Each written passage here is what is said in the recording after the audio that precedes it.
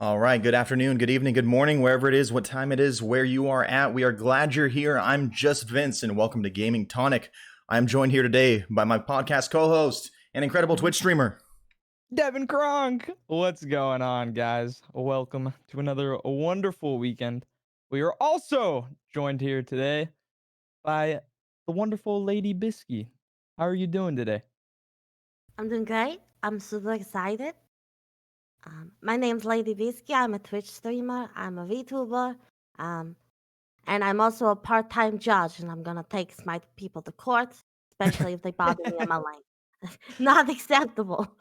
Absolutely. We are so glad to have you on here. We've been talking about this, like kind of dancing around it for about a month or so now, wanting to have you on the podcast. We're so glad that we were able to finally get you on here. So, Lady Bisky, you shared a little bit about, what you do. You're a Twitch streamer, obviously, Smite, judge, taking people to court for being rude to you in the lane, stuff like that. Love Right, that energy. absolutely. As you Love it. should. Yes, Yeah. absolutely. Yeah, we can't handle disrespect in Smite here. We don't tolerate it, not for a minute. So, We're gonna, tell yeah. please tell us a little bit more about what got you into content creation, why you love content creation, why you love doing what you're doing. Just share a little bit more about you and what you feel like you want people to know about you who are listening to the podcast.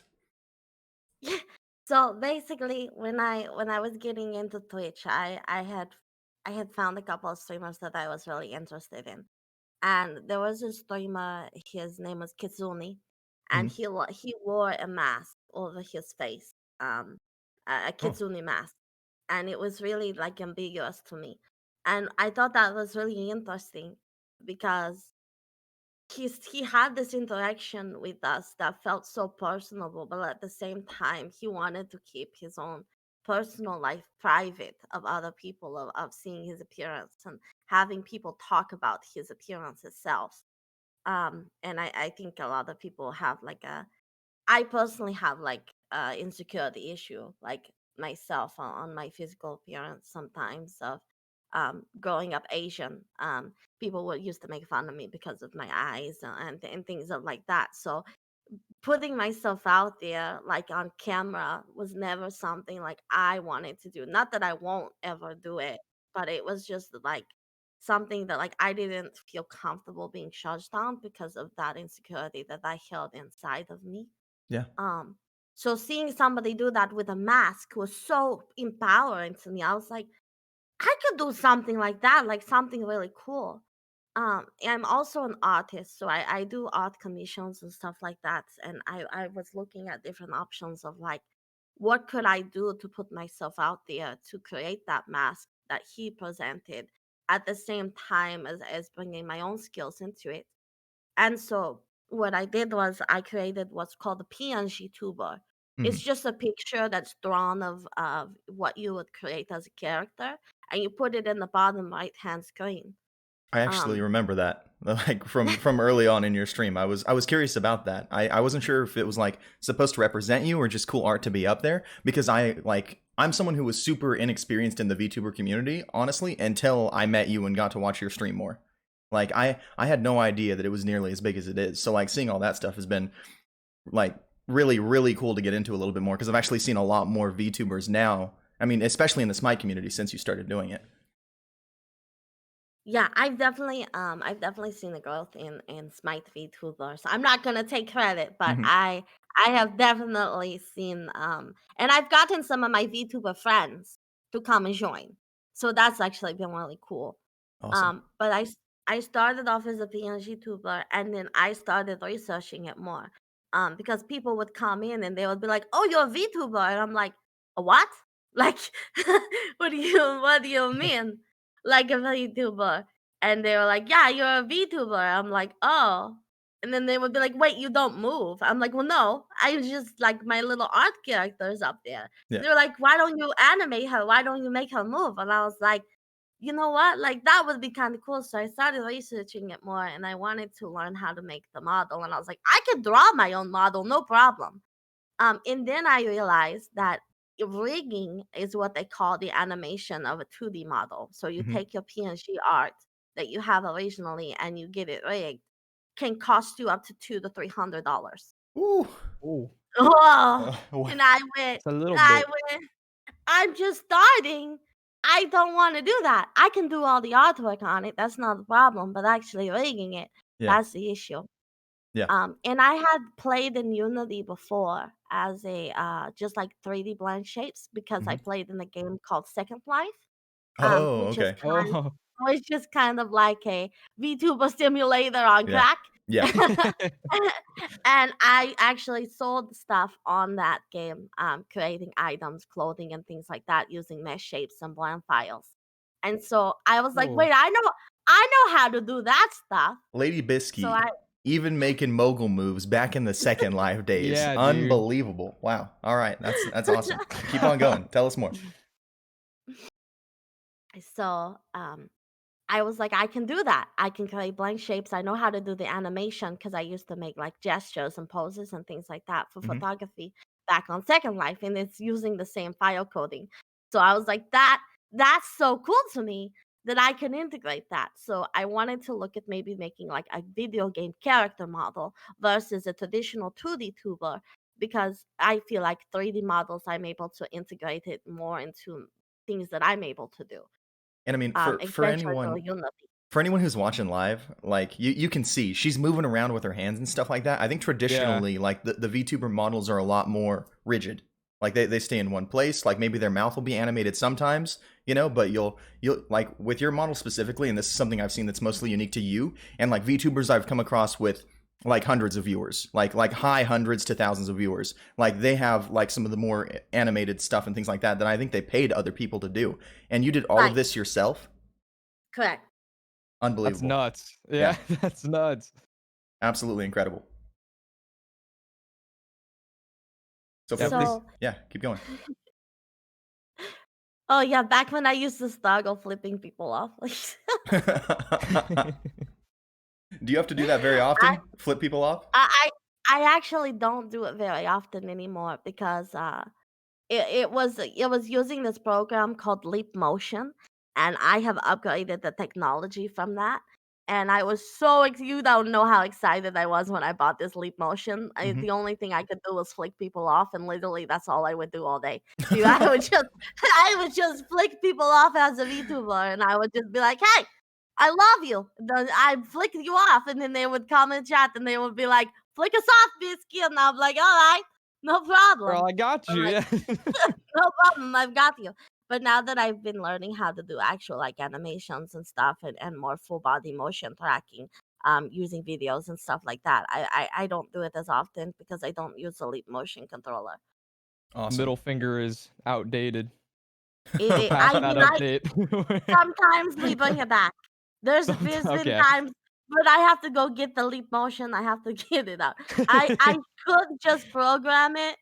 Now she can do a gang sign. Yeah. Look, I mean, if you're gonna spend good money on a product like that, okay, you are gonna get your money's worth, even if that means giving people the only finger that matters as often as you possibly can. So as Right. long as you got your enjoyment and your money's worth out of it, we're here for it. We're absolutely Yeah, here me for too. it. Heck Oh, yeah. I So love it. I mean, that was an absolutely incredible introduction into you and a little bit of your background and getting into it. And I mean, like something I want to highlight too is the side of it that you said it was so empowering to be able to put something out there that isn't just your face and still have it feel so personal. Like I think that Twitch interaction, especially on smaller channels, is so personal. You know, like people can come in and talk to you about what you're doing and share whatever they want to share, talk about whatever they want to talk about. Obviously within the guidelines of your channel. You know what I mean? Because most people have like guidelines, rules set up. Don't talk about this. Do talk about this. But like outside of that, Right. it's as personal as it can be. You're here getting to know another person. They're sharing something they're passionate about with you, and like those connections are so genuine. And I think that there is something really powerful in anonymity.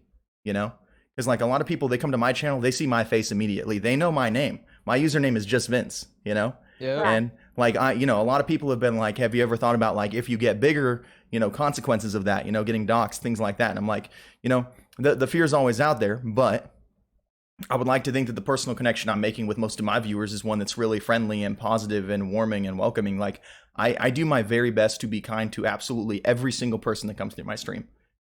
We play a very competitive game of Smite on my channel, and like for the most part, it's pretty toxic when you're meeting anybody else. Like it is very toxic. Like people are rude to each other, they BM each other, they get down on everybody. I'm not like that. Like I don't care how new people are. I don't care how good people are. I just would rather play with people that are my friends that I like than play with random people no matter what. That's what I'm about on my channel, you know? And like, and I would like to think that hopefully that will, that spirit of like, being good to others and like wholesome and kind and things like that will keep things like that from happening. But, the fear's out there.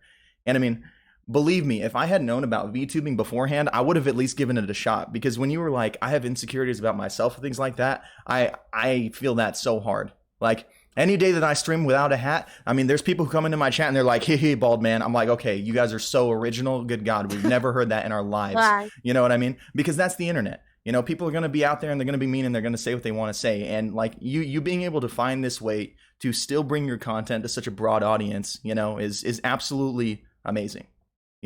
Like, and the power behind being able to still have such a strong connection with the people in your chat by just throwing your avatar up there and having it be personable and friendly and like awesome and excited about what's happening and things like that. Like, I think it's absolutely amazing. And I've definitely developed more of an appreciation for VTubing since I watched your channel than I had before it. Because I'd heard about it in passing, but I never really stuck around to watch it because I didn't understand the appeal. Right. Like as someone who was very new to it. So I thank you so much for just, sharing what your story is a little bit and where you came from and things like that and what got you started into it and inspired to be a VTuber. It was really awesome to hear about, and I think our viewers and listeners are really going to love it. So, so the next segment of our podcast, we gotta ask, Devin, what's been going on in your week, man? What have you been up to recently, content creation wise? What's been cooking? How have you been doing? Tell us about it. Let's see, what did we do this week?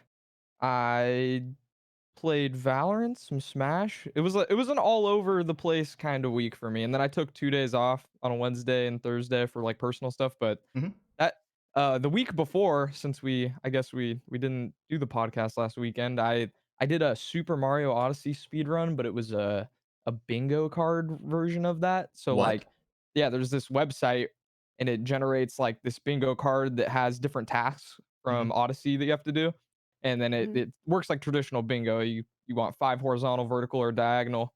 And then the first, I raced my friend Just Pharaoh, and we yeah, that was a good time. I had a lot of fun with that. I lost Oh terribly. no. Yeah, Oh yeah, no. I got smoked, but it was a good time. Right on, right on. Yeah. What about you, Lady How about Bisky? yeah? Say, what have you been doing recently? Last week, 2 weeks? Yeah. Share with us. Well, this week has been the craziest week of my career on Twitch. I hit Smite Partner, so that was super Ooh. exciting. Mm-hmm. And then I've Congrats. had the biggest numbers that I've ever had. Yesterday I made #1 on the Smite page, like for views, and I was like, fragging out here. Mm-hmm. So that was exciting. Huge congrats, by the way. Yeah, big It congrats. was really it's been incredible. I've also done some new technology to my VTuber. So that's been kind of cool, like interactive backgrounds to where I can put myself inside of Twitch, inside of Smite. Oh. So we've been That's cool. interacting. We've been interacting with that on my stream where I can put myself inside of the conquest map. We run around. I was a jungler, taking down the towers. Wait, so you We actually had to have jump. your own avatar that is your VTuber running around looking like it's inside of the game. Like it's Oh, I projected can into show your you. screen deeper. You want to see? I want to see. Definitely. Yeah. I say if you got it ready right now, absolutely. I say I'm hoping Discord doesn't clip it weird or anything like that, but if you've got it ready for us, most definitely. I mean, that sounds awesome. If you're listening, guys, this is an episode you gotta see on YouTube. Oh my god. Okay. So currently in Smite. okay, we're currently on the Conquest map, which is our 5v5 map, and she's just running around with her little character for anyone We're going listening. to the jungle. Goodbye. Oh, I'm back. Oh, that's amazing. I'm going to the base. Goodbye. And you made I all wanna this do that. technology yourself. Wow. I can't. Absolutely incredible. This is all I can do. I can. And so yeah, he can hide from the camera. That's about it. He disappears off screen for a I can't bit. go anywhere. I'm stuck in my space. Absolutely incredible. Wow. I mean, it sounds like you've had an incredibly busy and productive week. I dig the energy. Yeah, that is cool. I like that a lot. You can go anywhere. Wow. Yeah. So is there anything else that you've Yeah. been working on that you wanted to talk about, share, anything like that you've been doing that you were excited about over the last week, Bisky? We can go into the summit. Oh my gosh. You can move the camera around in game? What? Yeah. Hello? Oh, my fans are coming. Come on, guys. You have friends? Yeah, they're gonna come out right now. Just wait. Uh-huh. Oh, hold on. I'll come out with them. You'll We'll do come out like with a them? group. Okay. Yeah, Okay. we'll do like a group essential. Okay. Whoa. Come on, guys. Come on. They're taking their time, They're huh? so slow. They're so slow. Up! Here we go. Whoa. Oh my gosh. All these other characters jumping around on screen and things like that. Oh, DJ Zeus, but of course. But of course. Isn't it Oh, such party a time. party? Did you actually have all the people in your community come out and do this with you? Yeah. That's incredible. Wow. How long did it take you to put this together, if you don't mind me asking? Because I mean, looking at it from my perspective, like as someone who's dabbled a little bit in like Unity and coding things and similar things like that, like this kind of stuff does not happen quickly. Like one like off line of code or anything like that. At least in the process of game creation, I didn't do too much with the animation side of things or like dabble with Blender or any programs like that. But like, how much time did it take you to get all of this set up so that you could have your avatar running around in game? So I had to create the base game. So basically, what you're looking at right now Mhm. is a video game. Wait, you had to create your own? Like from the ground up, basically? And then just put the Smite background behind it? Yeah. Wow. Whoa. Oh, shit. Whoa. Is she moving? She's not moving right She's- now. She's yeah, currently standing still. T-posing sideways in the back. Yes. Perfect. Oh, and I think she's with the... yeah, there we go. There There we she go. is. We're in the show now. All right. Perfect. And if you want to flip it again, that's your choice. But I think it's okay on that side too. Either way. We'll flip it. That's fine. Awesome. Right on. That's really cool that's what you've been working on over the last week. It seems like you've had like an incredibly productive week and getting a lot of hard work done, on improving your VTuber, on improving your stream. I know that over the last couple of weeks you finished up work on an emote for me actually, and I absolutely love the emote. It's incredible for anyone who's in the chat hanging out with us. It's the Merle Avatar emote. It doesn't have a better name because I couldn't think of one. But yeah, that was actually from Lady Bisky. You see a couple of people spamming it in the chat there. That's the one that we're looking at right there. Lady Bisky actually made that emote for me. And she talked about like art and commissions and things like that, and it's absolutely amazing. I mean, this is a great emote. I love it. It's definitely one of the best ones I have. That's very cool. Yeah, absolutely incredible work. So yeah, thank you so much again for that, and we're glad to have you here. For me, over the last 2 weeks, I mean, it has been, it's been kind of crazy, honestly. I went through a schedule change. I'm starting at 10 a.m. now, every day. And I mean, it has been maybe years since I've slept through the night. Just because of my work schedule, what I was doing before I quit my job to go content creation full time and all that stuff. Like, I mean, it has been such a long time since I was asleep when the sun was still gone. Like usually most mornings when I'm finishing up, because I used to stream when I would get off work, between like usually midnight and 4 a.m. depending on the day. Whenever I got off work, I would stream, and like immediately after I got off work until about 7 or 8 in the morning.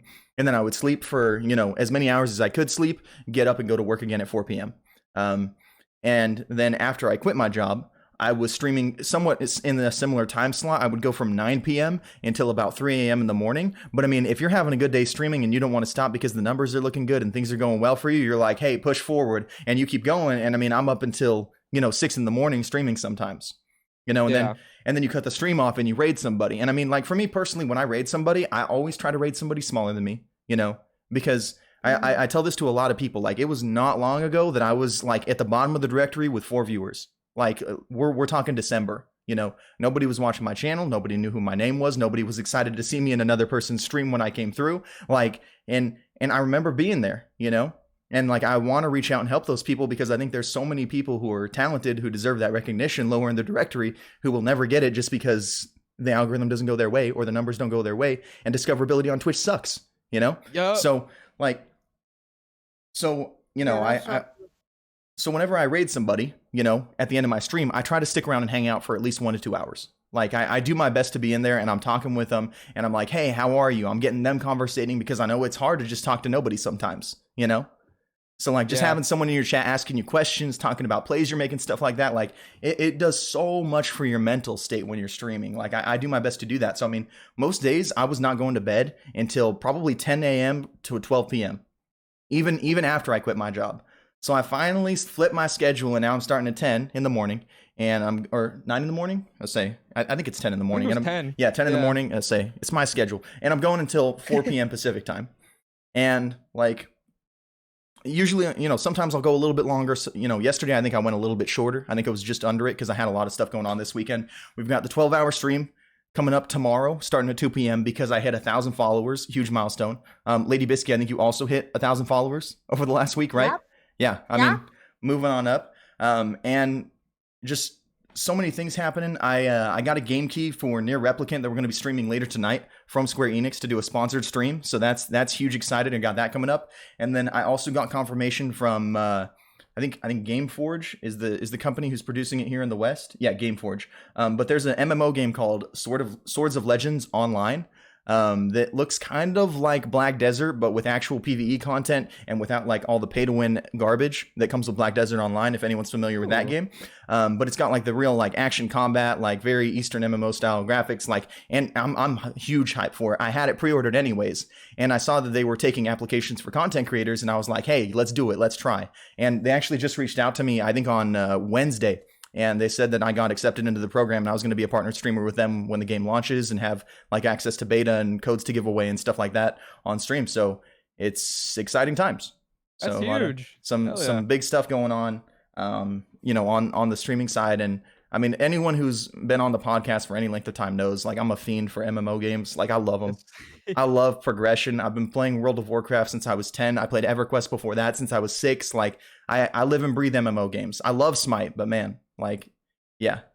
So I'm real excited about what's happening in the future. Yeah, that's cool. We got some big things in the works. I think it's going to be a really, really good time for all of us on the content creation front. But so, guys, Ooh. I am so glad to be back and doing the podcast and doing this again. I've missed it. We're here with Lady Bisky, and she's awesome. But let's go. It was a long 2 weeks, man. My weekends don't feel the same without the podcast. It feels like there's something missing on the Saturdays we don't do it. Right? I needed this, you know. This is this is my outlet, okay? I get it. And it's such a break from like the normal content creation grind too. Like it's so chill. Yeah, it's so different from everything else that I do personally. I mean, I don't know how you feel about it, Lady Bisky, but like I know you've watched the podcast a few times in the past, but like most of the other content that I put out is like very like, hey, let's be excited, let's be friendly, let's be high energy about what's happening, let's do this, Smite's awesome, woohoo, Smite sucks, like, you know, like whatever it is, you know, in that moment. Wait, we're Smite partners now. Smite is the greatest game that was ever created. Yep. Oh. Yeah, naturally. Yeah, Smite. Naturally. Yeah, there's no server issues. There's no server issues ever. Blink twice. My mods called me out yesterday. I was like, they were like, oh, Smite. And I was like, yeah. And then I was like, I'm a Smite partner, and I was fine. They're like, do you want to keep it? I was like, Smite's the greatest game that ever existed in the possibility of existence. Yep. That's the spirit. Yeah, and to touch on a couple of things that happened earlier before we move on to the news section, Cryptic Ducky gifted a sub as well, so thank you so much, dude. I appreciate that. He gifted a sub to Zenova, so thank you. You're amazing. Anyone who supports the stream, the podcast, anything like that, we absolutely appreciate you guys. And Zenova, you asked, do you do podcasts every Saturday? We do. We do the podcast every Saturday, barring real life issues that we have to cancel it or anything like that. So we're here every Saturday, 12 p.m. Pacific time. We have a guest usually every other week, but if we have too many guests that we have on the roster, then, you know, we'll do it every week or something like that. And if we don't have enough guests or people who want to be on and no one wants to come back on the podcast for some reason, then we'll do, you know, weeks with just us in between. And we're pretty much always out here covering gaming news, and then we pick a topic for the week that's gaming related. That's it. It's always like just free flowing conversation topics with, you know, either me and Devin or whoever else wants to be on the podcast. And if you want to be on the show, exclamation point GT app. We're always looking for other content creators to come out here, get their name out there, share themselves with other people. We've had so many other great content creators on the show too, besides Lady Bisky. So, all right. Thank you. Thank you. Yes. What's up? Oh, I'm you just I'm He's, proud of the podcast. I love the podcast, man. same. he's hyping it. He's hype I'm man. in it. hyping it. Yeah. Yeah. So And the app is in the chat, guys. It's that link right there. thank you, Nolan. You're amazing. I appreciate that. The news this week. I hope you guys are ready. All right. Sure. There's been some stuff happening. I mean, starting out first, Riot is apparently going to start recording their in-game voice chat. And I mean, this is something that we've seen from, you know, the likes of Xbox. Lady Bisky mentioned that today, that Xbox apparently records party chat because one of her friends also got banned on there apparently. How do you guys feel about this? I mean, what do you think about them recording the in-game voice chat? And before you answer, real quick, King Farland came in with 5 gifted subs. You absolute mad lad. We appreciate you. Ooh. You're Thank amazing. Thank you so much from the bottom of our hearts for all the love and support, dude. Enjoy your new badge. But Riot Games recording in-game voice chat. I mean, like Bisky said earlier, there have been other people who've done this in the past. They want to create an environment of respect, safety, and positivity for all their players.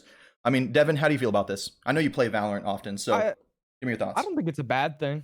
You know, if I'm playing Valorant and I'm not having my best game, because it happens. Yeah. I don't need some guy yelling in my ear telling me, you know, all these obscene things. If they can record it and actually make it work and get rid of these people that are doing things like that, then I go for it. I don't see any different, like, there's no difference from that and typing it out, you know, if they can actually effectively do it. But I don't have a problem with it. There's also a mute button, but like that's getting rid of communication and that kind of sucks. But yeah. I think it's a whole other can of worms with actual voice chat. What about you, Lady Yeah. Bisky? How do you feel about this? You know, it kind of reminds me of like doing Smite rank queues. A lot of people that I know that play Smite rank actually mute everybody Yeah. when they're doing rank queues. They just go ahead, they start the game, they mute the whole entire thing. They're like, I'm good enough. I don't need to hear it because they don't want to hear the tilted thing. And Yeah. honestly, I mean, at the same time, I mean, I'm not sitting here trying to get like everything that I'm saying recorded, right? But I mean, Yeah. it's kind of like the nature of it. I think if Xbox is already doing it, that's kind of like the way that things are gonna be able to be going, you know? Because sometimes the things that people say are just like so cringe. They're tilted. They need to go outside. They need to touch the grass. Yep. Yes. Absolutely. And I mean, another thing that I think Touch grass. like has got to be discussed a little bit is like just how rude people are to each other sometimes for just no reason. Right? Like you see somebody Oh yeah. you see somebody come in there and like, I mean, God forbid there's a female in your Valorant game, like that just makes people go crazy for some reason and I can't understand it, but like literally brings out the worst of the worst in some of these people on the internet just cuz anonymity is such a powerful tool, you know? Yep. Like the fact that they can come out here and say these things and do these things and act these ways without any repercussions just brings out the worst in people sometimes. And like even not only like females, but like anyone who goes on there with a weird voice, or if like someone has a lisp or like, you know, something like that, or a stutter or something like that, like people will make fun of that stuff just because they know there's no Oh, yeah. consequences. That's right. And Oh, it's like, definitely. and it's like I think if we've gotten to this point, it's because Riot Games has looked at this and been like, okay, clearly there's enough of an issue here with this happening that we need to take action against it. I don't love the idea of being recorded either, but I mean, if there's enough people doing these things that it had to get to this point, like, you know what I Yeah. mean? Like, clearly there's a Valorant's reason bad. behind this. I genuinely don't think that they're just out here being like, oh yeah, absolutely. We want to hear everything that's going on inside of your ranked games. I doubt most people want to hear most of my Valorant ranked discussion. I really doubt it. I mean, I can't imagine. I've gotten in this habit with Valorant where I just get into game and mute everyone I don't know anyways. Like Mhm. it is that bad sometimes. I don't even want to deal with it. Almost a deterrent to play Valorant, honestly. Yeah. But it looks like they're trying to fix it, so See where that goes. Yeah. And I mean, personally, even as someone who plays Valorant semi-casually, I play a little bit of ranked every now and then because it's usually easier than casuals because the casual MMR is kind of weird sometimes. Like I didn't even know they put this in the game until today when I was like looking through news articles and stuff like that to talk about on the show. I had no idea. I mean, I've been playing and I didn't know they put it in. apparently this wasn't something they publicized very heavily. But I think that realistically, it's probably not going to impact the three of us. You know, because we're not out here being Yeah, super no. rude to other people while we're playing or anything crazy like that. So Yeah. just thought it was interesting and curious how you felt about it. But an article from kitguru.net states that Sony has sold 7.8 million PS5s so far. By the end of 2020, they had sold 4.5 million, and then another 3.3 million were sold from January to March. Do either of you have a PS5 yet?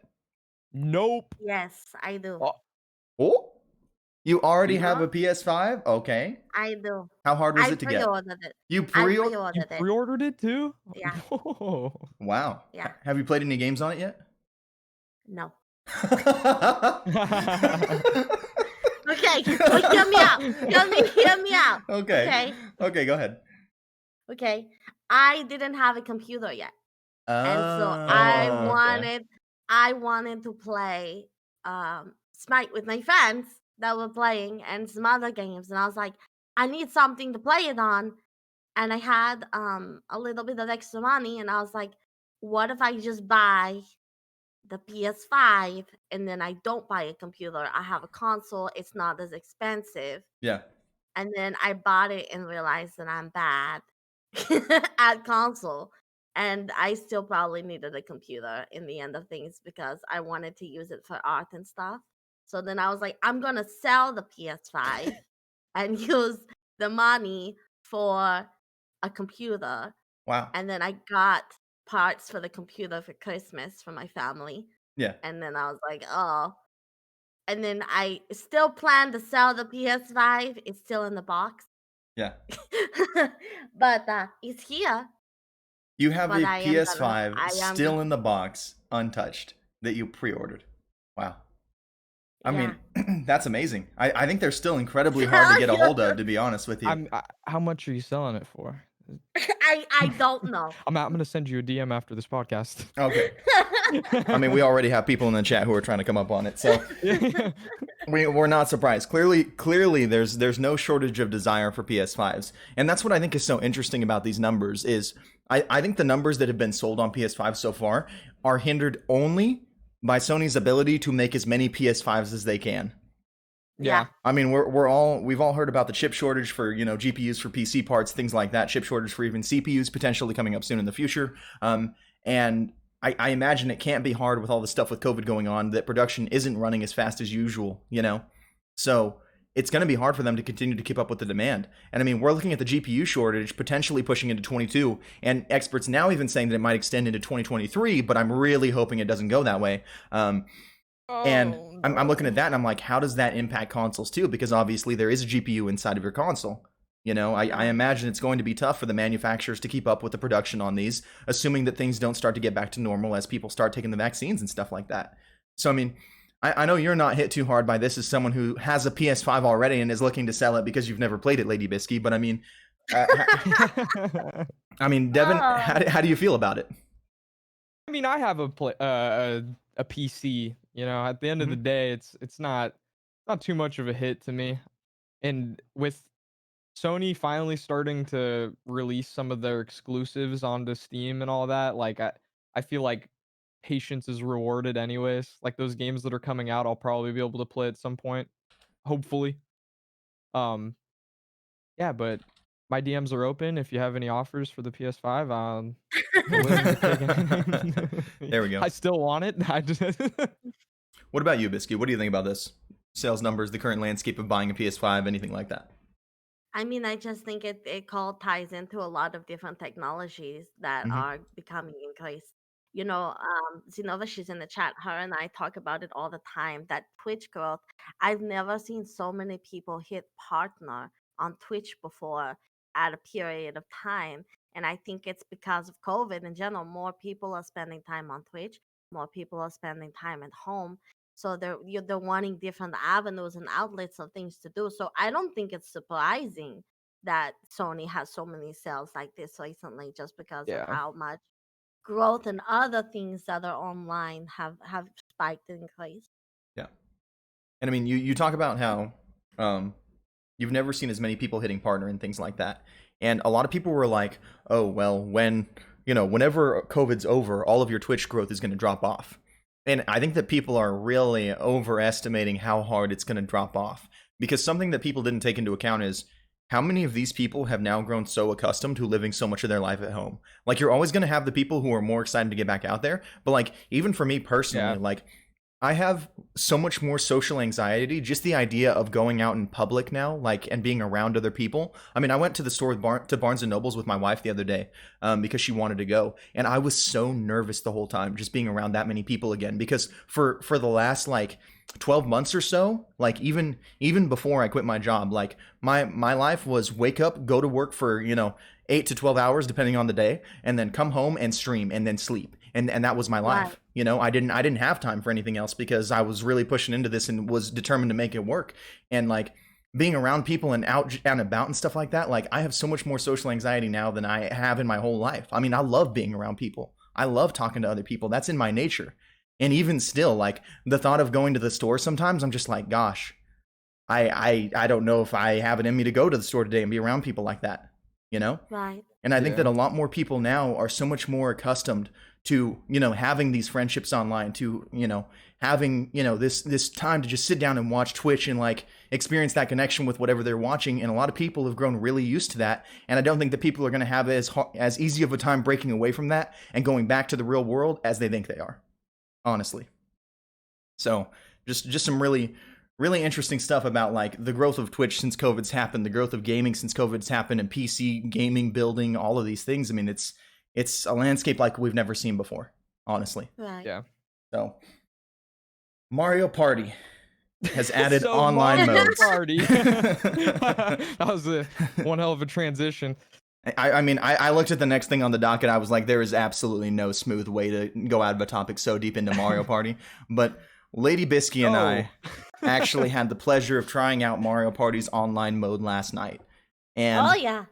and for the most part, it was very fun. Koopa Troopa, it still felt personal, the things that he did to me, but I don't hate him for it. I just have a strong distaste for him for it. He was spam laughing you. It was really rude. It was really rude. And Daisy stole a star from me. That was not right. I had a huge lead and it just evaporated. But we're really excited because I think the three of us in here. I mean, do you guys like Mario Party? I Oh, love yeah. Mario Party. I do too. Did you play Mario Party as a kid? Yes. Yes. Yeah. Yeah, same. I mean, this is a game that I played with friends, that I played with family. Like, I've got a lot of love for Mario Party. This most recent Mario Party kind of bummed me out. Yeah, it's kind of I mean, it underwhelming. But felt like kind of a sleeper, to be honest. yeah, definitely. And I think that one thing that I saw everybody in the community asking was, why no online? It's literally 2021. How does Mario Party release without online? Nintendo. Yeah. Okay. How is the online? How does it hold up? Is it stable? Is it It's not kind of stable. shifty? It's not stable. Nintendo. Hi-Res servers and Nintendo on the same server. Yep. Yeah. Yeah, they got that iNap. It was not stable. We played a lot of the game, and I mean, we did a lot of mini games and stuff like that. And then I was winning, and the game died. So I don't know if Just Vince disconnected his Switch or if it was the Nintendo servers. Whoa. That's still be determined. It was an unintentional disconnection of the LAN cable. Look, I was poised for a comeback, okay? Stars were incredibly inexpensive on the map we were playing. I had the most gold in the lobby. I definitely didn't connect my Switch or didn't disconnect my Switch, okay? That didn't happen. But I would have taken my L gracefully, just like I did in that first round of Tetris that Lady Bisky was unbelievably cracked at. But I think it's really cool when it's working, but being disconnected in the middle of the game like that just like was so frustrating. Yeah. It evaporated any fun that I was having with it. Like then. So did it pull you complete? Like did you guys have to start a new game, or were you able to reconnect? We just stopped. We would have had to start a new game. It Oh completely shut wow. down the Okay. lobby. Yeah. Yeah, that's not cool at all. Yeah. That's It's, that's worse than disconnecting from like a Smash game or something because you could have put some serious time into a Mario Party match, you know? we were Oh, we did. We were. a little over halfway through, Oh, sorry. right? Yeah, yeah. Man. Yeah, I mean, those go up to like an hour, hour and a half, right? If you're playing the long version or whatever. Do you remember how far into it we were? I mean, Yeah, we were on the last 3 turns. It was literally they had given no. they had given Koopa Troopa his item. We talked about how Koopa Troopa was BMing us. We're Yep. like, "All right, Koopa, you're not gonna win this game." Yep. We were literally you were about to roll to get your star, and it says communication error, and it was like, "Okay." So then we both kind of just sat there, and I think we looked at the lobby, and we were like, "Okay." And then I was like, "You wanna just go play Smite?" And you were like, "Yeah." Yeah. Yeah, that Let's sounds not do better. this anymore. Yeah. Yeah. Yeah. And then we went and played some Smite. But I was like, man, like, just how do you release Mario Party in this day and age with the technological capabilities that we have without online, and then you bring out online, and then it works like that. I mean, I I don't think you could have should. expected it. I mean, it's Nintendo. And I know a lot of they, people they're- say use the Ethernet cable for like strong connection in Smash. You should not have to use the Ethernet cable to make sure your connection is For solid Mario for Party? Mario Party, okay? What do It you should just mean? work. It You need should those just work. optimal dice frames, okay? You got you could bump at the most opportune moment. Yeah, my 100 ping or whatever is really messing up my dice rolls, so That's we're gonna have to cancel fraction that. of a second behind. Yeah. So our next piece of news: Oculus will sell you a Quest 2 without Facebook integration. Very cool. For $400 extra. Not cool. Not Ah, cool. Not cool. not cool. The base price is $299. Without Facebook, it will be $699. Dude, that's Facebook just being like, we will save you $400 if you make an account and use it. No kidding. Like, are they desperate for users? What is that? That's I have awful. no idea. I don't know. I don't know. I mean, do you guys have a Facebook account still? Lady Biscuit, do you have a Facebook? I do. Do you use I it? I do, but it's mainly to talk to people in China. That makes sense. Yeah. It's more of like a messenger app at this point basically than social media. Yeah, Yeah. I don't really use it as yeah. social media. What about you, Devin? I used Facebook when I was in like middle school, and Uh-huh. then I never used it again until I got the Oculus Rift. Actually, I had to make another Facebook account so I could use it. Yeah. Oh, So man. there is a Facebook account of mine out there somewhere, but it's empty and it's literally just so that I can play VR games with my friends. That's crazy. Whack. Yeah. I look at this and I'm like, how do you get away with charging $400 more to not make a Facebook account? That's absolutely insane to me. That they'll let you use it, but you're more than doubling the cost of your Oculus Quest 2 just so that you can get it without Facebook. I mean, that sounds absolutely insane to me. That's crazy. I mean, for me All you have to personally, do is set aside, 10 minutes, make a little Facebook burner account. Like they're trying to debate people. That's awful. That's yeah. or just take out Facebook integration and put some actual good hardware into your VR device and then make it maybe, an extra $400. That's crazy. Yeah. That's I mean, So what's up? Go ahead. so just kind of having like an experience in the background, like coding wise and stuff like that. There's possibly a very large possibility that Facebook has investment of coding and integration of software coding, that they have a priority of saving, let's say, um of like so many shares and things like that. I think this actually reaches a lot deeper than Oculus. I think this more is based off of Facebook. They're saying, okay, this is your pricing based off so many models, and this is the price we'll give you for this programming, based on having this integration within our product. Um, and without it, Oculus Ah. is not getting that type of profit, or getting that type of discount on those certain models because they're removing that integration. I know, for oh, example, like when you use an advanced program like Real Character 3, or using a program such as Unreal X Engine, Yeah. things like that, certain things that you utilize, or there's options that you can pay for to upgrade, or things like that. if you promote it or things like that, I know in other games they give you discounts on that option as a feature for promoting them, if that makes sense. So if you were to Gotcha. remove that or remove that coding, you're having to use also almost a different. You're having to C++ all over again, Mm. creating an Mm, entirely brand new code of integration for a brand new model, just so that you don't have that integration. It's not as easy as like click off. Oh, there's just no Facebook. There has to be deeper coding that goes into that Facebook is integrating that assists Oculus. By having that and removing that basically makes them create an entire new coding program for that. And that's what they're trying to create the extra cost on it. Yeah. well, And I mean, that even yeah, even if that the software cost isn't like all of the $400 or whatever, even looking at a hardware cost perspective, like I think the cost of the Oculus Quest, considering Oculus, Facebook now has a major stake in Oculus. I don't know if you guys remember when that acquisition happened a few years back, yeah, back when Yeah. Oculus was still in the really early stages. I mean, that shook the gaming industry. It did. I mean, and people were mad about it. Especially with all of the backers who like backed Oculus early on and were excited about VR, and now they have to deal with Facebook too. And they were like, right. "Oh no, we're never going to have Facebook do these things." And then, sure enough, Facebook did these things. But like looking at the PlayStation 4 when it launched, so much less expensive than the Xbox One. I mean, this is a long time ago now, as both the new consoles I think are the same price still. But Sony was actually selling the PlayStation 4 either at cost or at a loss, if I remember correctly, because they knew that they would have the market share to do it because of how popular it was, and they were banking on people buying everything else. So even if it isn't $400 worth of software, I mean, who knows if Facebook is putting the Oculus Quest out there at a loss on the hardware because they're Facebook and they have the extra capital to do it. And typically, something like a Quest might actually cost $500, you know? And the Yeah, Facebook software on top of that they now have to make up for because it won't be there anymore. So I mean, I hadn't even considered that, Lady Biscuit. I yeah, think that that's a was really like solid opinion from right. someone very knowledgeable about software and pricing.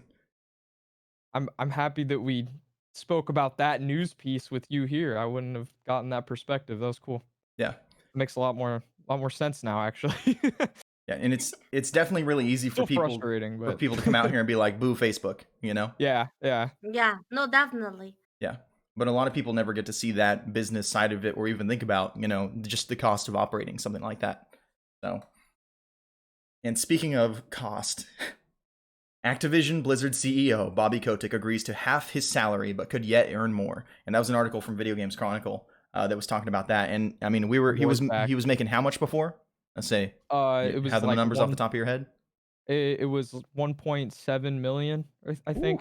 Yeah, and they halved it Wow. somewhere around 800K now, which is still Poor a lot. guy. I mean, Must be hard. wow. Must be really difficult. And I mean, obviously he's the CEO, and I mean, it's not anything new in America for CEOs to be getting paid, exorbitant amounts of money. I mean, they're always, bringing home the bag. But I mean, I think that this is in light of all of the negative press they've been getting about laying off so many employees at Blizzard, and then subsequently giving him huge bonuses.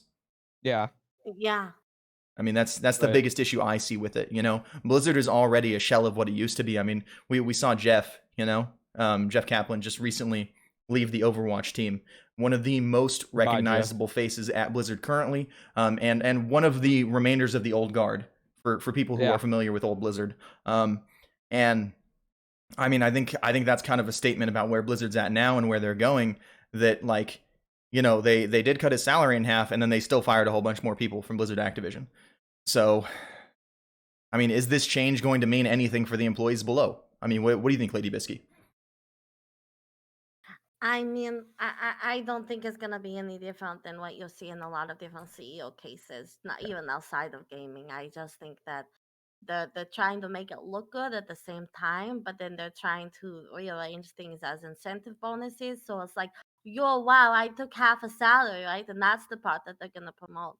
But at the yeah, same time, they just worded it differently around in salary capping of this is what your incentive bonus is and this is what this is. It's not I don't see it as a salary change. I Yeah, just see it as almost like a PR move of moving stuff around. yeah, Because a lot of people are upset, especially even with just COVID companies and stuff like that. yeah, People have been laid off from COVID, and then businesses may not necessarily have lost or maybe be more booming now, especially with restaurants and things reopening and stuff like that. And then they're running shorter staff, Yeah. but they're gaining the same amount of business, and they're blaming it on COVID. And that's kind of how that feels to me. Yeah. That makes sense. I agree. How do you feel about this, Devin? I think exactly the same thing. It seems like just a PR stunt. Like it's not like it's gonna hurt him any. He's still gonna make his money, and they're still gonna do the same thing that they've been doing. But now it just looks a little better because they took away some of his salary. But I mean, like at the end of the day, he's still bringing in the bags, like you said. It's not they're gonna do the same exact thing they've been doing. I don't see anything changing. I mean, Now, this feels like the business equivalent of EA coming out with their loot box statements, calling their loot boxes surprise mechanics.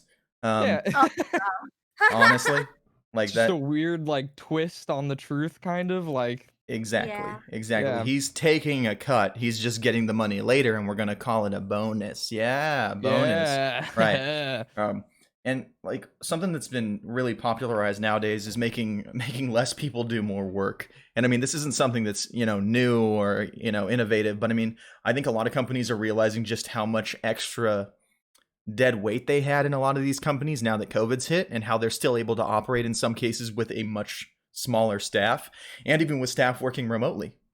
Yeah. You know, you're finding out that there are people who can do more, and typically, unfortunately, as this was definitely the case at my job, like if they saw that I could do more, they would give me more. Like Right. and they kept giving me more. Like that didn't stop. It was like, oh, he can do this too. Okay, we'll have him do this because we know he can do it. And these other people are lazy, so who cares?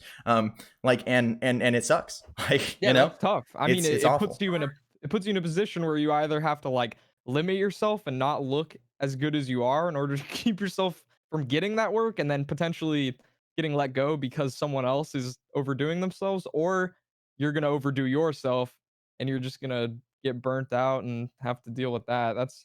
Yeah, it is a tough one. Yeah, absolutely. All right.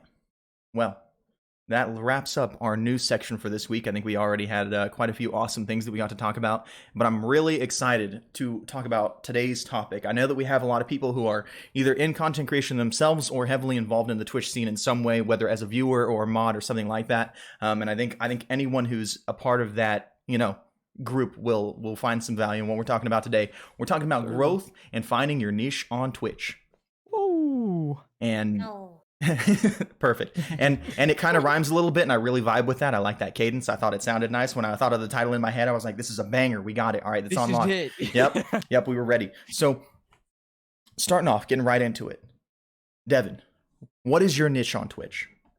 Tell us about you. Where do you feel like you fit in?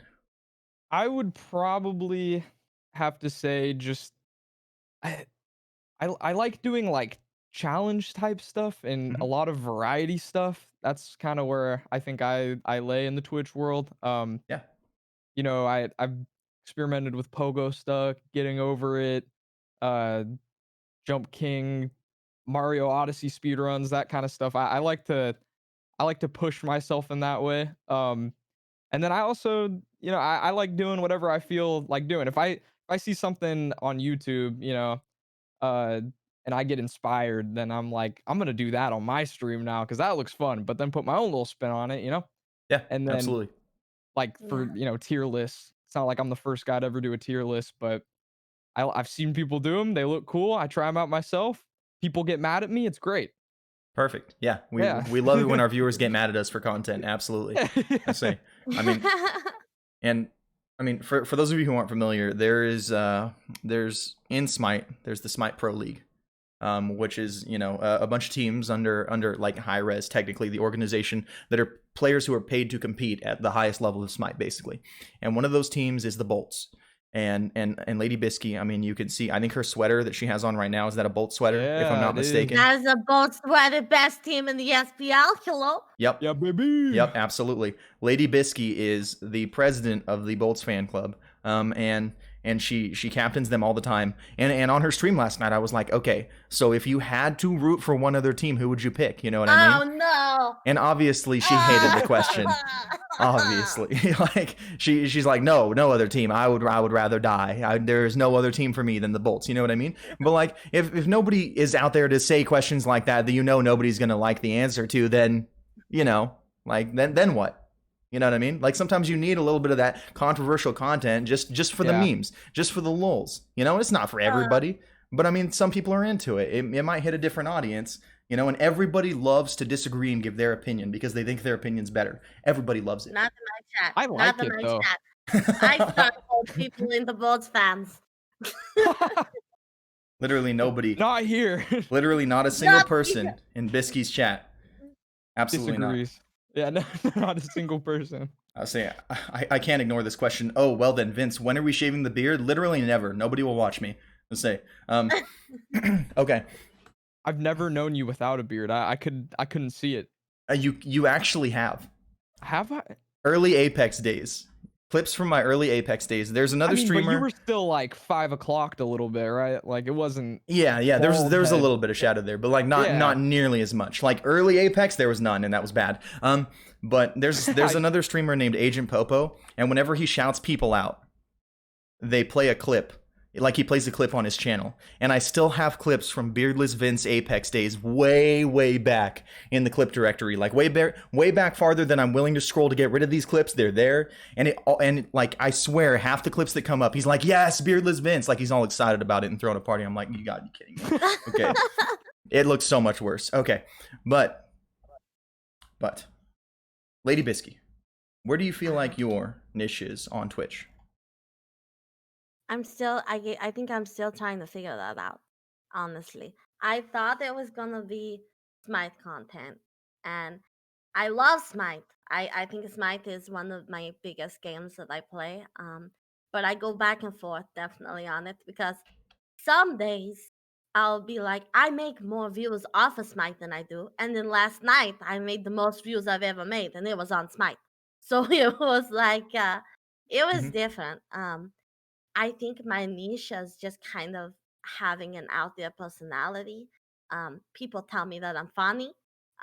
So I kind of really stem off of that. I try and take the humor portion and the creativity parts, and I try and put them together. Things that you would like to see that kind of make it almost like a meme, basically. I try and make my stream basically a living meme out of in person. If you were watching an anime about Smite and you wanted to watch a meme at the same time, that's what I would call my stream. So many people get upset. About Apollo, right? Where he comes and he body yada yada's you in your lane. Yep. You're just like, I don't want to get body yada yada right now, okay? Yeah. You know what I'm gonna do? I'm gonna take you to court. I'm gonna take you to court Take for him to bodying court. people. Take him to court, and I did. I Get him dressed outta up here. as the judge. I put him in a courtroom, and I when people would come into my channel, I said, if you or a loved one have ever been bodied by an Apollo, you too may be entitled to a gem settlement. Perfect. It was great. Justice. And justice, Yep. right? And Sobek, no plucking. We tell Sobek, no plucking. We Dora the Explorer, Sobek. We go, Sobek, no plucking. Then I make my chat do it with me. The whole chat goes like down the lane. I'm like, if you guys see a wild Sobek behind me, don't forget what to say. And the chat goes, Sobek, no blocking. And then we say something, we curse. We tell him to sit, down, and that we're not gonna take his plucking today. You're not gonna do that to me. And Sobek, that's right. I see people in my chat that are mad facing Sobek right now. Yeah. And so, or telling people to go touch the grass. I like that one. That's a fun one. If you ever get tilted, that means you'll need to go outside. You need to go touch the grass. Yes. Yep. So we're basically, my niche is creating Smite community memes or anything that I can create a meme out of something. I think that's kind of what I do. And what I love to see is I was in someone's stream the other day, and the guy, there's a guy named Geb, a character named Geb on Smite, and the guy goes, get baited, and I went, oh, get baited. Get baited. The character's name is Geb, and it says get baited. And I did like the little shock emotes, and he goes, Lady Bisky. He was like, look, he's getting debated. And I'm like, I did that. That was me. Wow. I made that one, and I hear it now all the time. And I hear, oh, get crocodiled by Sobek, or go touch the grass. Like I hear the people's chat. I hear people go, oh, go touch the grass. And so that's been kind of fun. Like a part of my niche is like creating different like memes and stuff like that. I think that would be what I would I say. It's unique, different content. I think the first time I ever went into your stream, Vince told me that he wanted to have you on as a guest, so I went to check you out, and you were doing like a hot tub stream. You were playing Oh Smite, yeah. but your avatar was in a hot tub with like a flamingo floaty. So I oh was like, yeah. "Oh, this is great. Yeah, she's perfect." So what we did is I actually watched hot tub streamers the night before, Hmm. um, to kind of get an idea. And these girls, oh yeah, the uwu Obviously for day. the plot. Yeah. Hmm. Yeah, yeah. Right, for the plot, right? Hmm. So these girls, okay, they would put floaties in their hot tub, and then they would write the names of the guys that were subbing to them on the floaties, and they would be like, I need more floaties. I don't have enough floaties. I need the money for more floaties in my hot tub, guys. Oh And then no. people, and oh yeah, and then they would put a sign behind them that they would like get up out of the hot tub and like show their entire bathing suit bodies and like go move the sign. Of course. And so this one girl that I watched, I based my entire stream around her because she was a marketing genius. Yeah. Like people hate on them, but have you ever put a giant hot tub inside their house? Like the logistics of that, No, and then marketing? No, it's marketing genius. Okay, it the is. girl got. Then here I didn't get the floaty. The girls got up. Okay, she would move the sign, and then she would be like, guys, is this sign all right? Can you see it over here? And then they were like, nope, nope, like to encourage her to move again. And she was like, I guess if you guys give subs, then I'll move the sign again. I have never seen more gifted subs in my entire life. The gifted subs rained from the heavens, and they came down like literally 100 gifted subs like that just to get her to move the sign. So I was like, I'm gonna make that a meme. And so I did, and it was funny and kind of crazy at the same time because my chat was actually gifting me subs to move this imaginary sign in the Yep. hot tub. I'm like, I guess I'm gonna move the sign, guys. And then all of a sudden, I would have like bits and like gifted subs and stuff right down, and I'm like, that's so crazy to me. I think it was hilarious. So then I started adding, I started adding the floaties to the pool, and I'd be like, I don't have, I would do like gifted subs for floaties. And so if everybody who gifted 5 gifted subs, I would Photoshop their name onto a floaty, and I would start adding it to the hot tub was full at the end of the night. I was actually, but it was definitely fun. I It bet. was definitely it was really creative. But that whole thing is a meme. It's That's great. It's a good meme. It's brilliant though. I mean, you're Yeah, right. It's brilliant. marketing. You know what I mean? I mean, even the best user in the chat goes, Vince, you need to sign on that wall back there. They're trying to see me get my angle right, you know, for my rump, just to hit it at the right angle in these sweats right now, hanging on the wall back there. My Time to chat show loves it. some. You got to show some ankle, Vince. It's time. Oh gosh. I mean, one of my channel point rewards is to do squats, and I mean that's as much for the memes as it is for fitness. But like the reward is called drop it low, Vince. You know, and I forgot to shut it off for today, so You know what that please means. don't redeem it right now. I will not do squats during the podcast. You're gonna waste your channel points. But like. It's literally just for chat to see me do some squats, you know? And every now and then I'll be feeling a little spicy. I'll even turn around for them, give them that angle, you know, let them see it from the back a little bit. And people love it. Yeah, They eat that stuff up, you know? I mean, I ain't got a nice butt. Are you kidding me? I meme about it. I meme Vince, about it. Okay. come on. See what I mean? Okay. Come on. All right. But like it's for the memes. People love that kind of stuff. People enjoy it, you know? It's what makes people feel more related to your community. And you talked about the get gabated thing, about how you heard someone else use that, and like something else I want to mention too, because someone asked what is a niche. Just for anyone who's not familiar, I should have brought this up earlier, but basically the Google definition, you know, from dictionary.com says a specialized segment of the market for a particular kind of product or service. It's basically where you fit in, is the Cliff Notes version. But when you said get gabated and how you heard someone else say it, just to mess around in high school, I mean, I was like 15. I was like, you know, it would be crazy if the word groovy came back. you know? Groovy. Nobody was saying groovy in the 2010s. Nobody, not a single person. I graduated in 2012 to give everyone an idea. So, I mean, we're talking like right peak 2010, you know? People had just started saying dank. And like, I go and I'm like, oh my gosh, that's so groovy. And I just start saying groovy. Just to every single person that I can, I start saying groovy. And sure enough, I mean, it took me about 3 weeks, but I was walking past another group of people and I heard someone do, oh my gosh, that's groovy. I was like, vindication. You got him. We've done it. We've done it. That's how you know that you made it. And it's hilarious because sure enough, you stick to something long enough, you force the meme hard enough, you get something that's a little bit out there, a little bit different, a little bit creative, and people cling to it. They love it. Yeah. You know? And I mean, it's like when you spend enough time around someone and you start to hear them laugh the same as you, or you start to hear yourself laugh like somebody else. It's the same deal. I mean, I've got a friend, one of my mods who I've known for a long time, and he's from Tennessee, and like he doesn't have an accent like that, but something that he used to say all the time was Roadhouse. Like just whenever something would happen, he'd be like Roadhouse, like that was his like let's go basically. Was he would scream Roadhouse, and like that's the most like the single most Tennessee thing I've ever heard. Yeah. But like he doesn't have a thick accent or anything like that. Like just this one thing, I was like, oh wow, okay. And sure enough, I mean, it took me like 3 months, but one time something was happening and I was just like Roadhouse, and I was like, oh God. And like it's out and yep, it hit you. yeah, and it stuck with me to this day. I said it in somebody's chat the other day and they were like, what? And I was like, oh. Yeah. Like maybe I should explain this. My bad. My mistake. Yeah. I was just like, I got a buddy from Tennessee. I think that was in my chat. I remember that. It might have been your chat. It was either you or maybe Z. I feel like it might have been Z, but either it was like, one of you two. You were definitely both there, I think. But yeah, it probably was you, Lady Biscuit. You might have just started a Roadhouse. This could spread right now. I hope. I'm gonna start using it. I might Roadhouse this next upcoming week. Yeah, I don't know.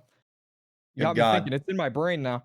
Good God. If it happens, please clip it. I want to watch. But I think that's really amazing that like we've all got kind of this really specific niche like that we've kind of settled into like for, you know, growth purposes, for finding out who we are, for kind of taking a little bit of us as a person and putting that on our channel out there for people to see, you know?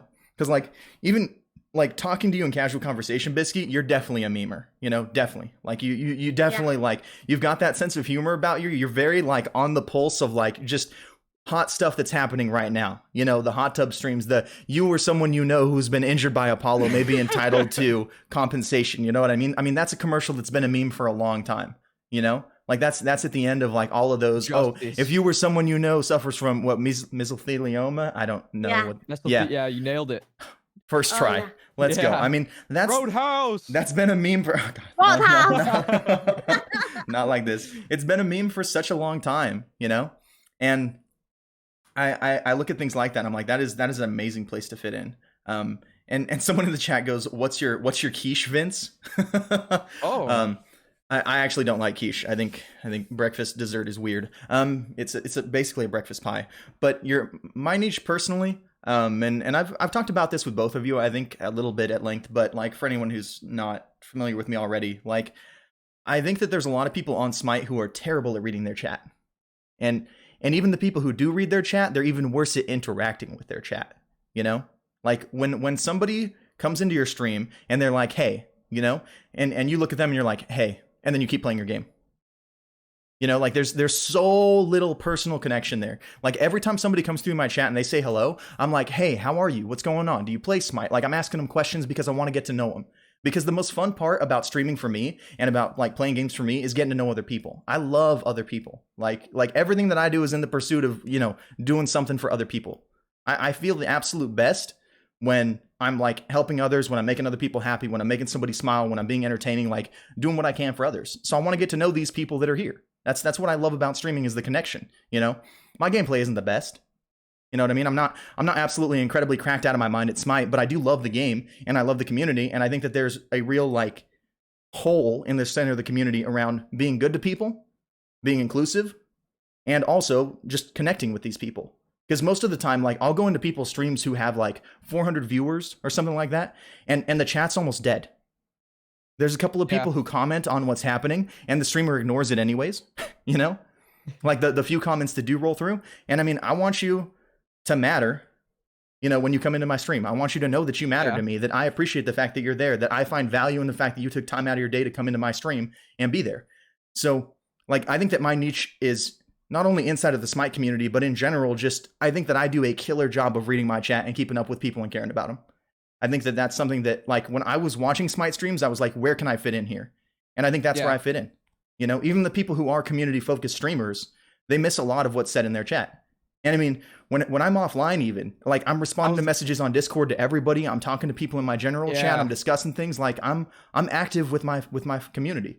I mean, last night I would have loved to have continued playing with Bisky because we played some Smite for a couple of hours. But I had someone who was waiting to talk to me a little bit, or like talk to me and hang out and play some Smite, who's in my community, and I was like, absolutely, you know, and I went, and that's it because I'm about my people. That's it.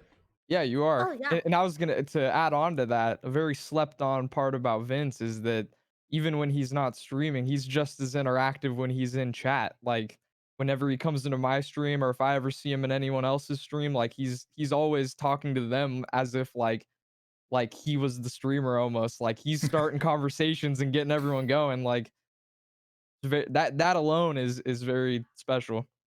Oh yeah, I see him in a lot of smaller Smite streamers. Like I feel like Vince and I are always in the same stream call. I feel like we're following each other sometimes because we'll be in little chats of like smaller streamers, and I just see him in there talking away, and I'm like, Vince, hello. It's like, oh, you're here too, Vince. But the fact is that he's such a community based guy. Every time I shout him out in my chat, that's the first thing that I always say is I'm like, if you want to find a community, not just a streamer, but if you want an actual community based place to find something where you have like a friendship of community together, just Vince is your guy 100% of the time. Because instead of it just being like, I'm friends with a lot of my viewers, and we're out here and we're like, okay, we have fun and we group up together. But I wouldn't call myself a community based streamer, not like Vince is. Like I've never seen more chat interaction in the views that he has in my entire Twitch streaming career. It's tight. Actually, it's so cool. It's so cool. I have viewers in my chat, right? And I have some my chat interaction.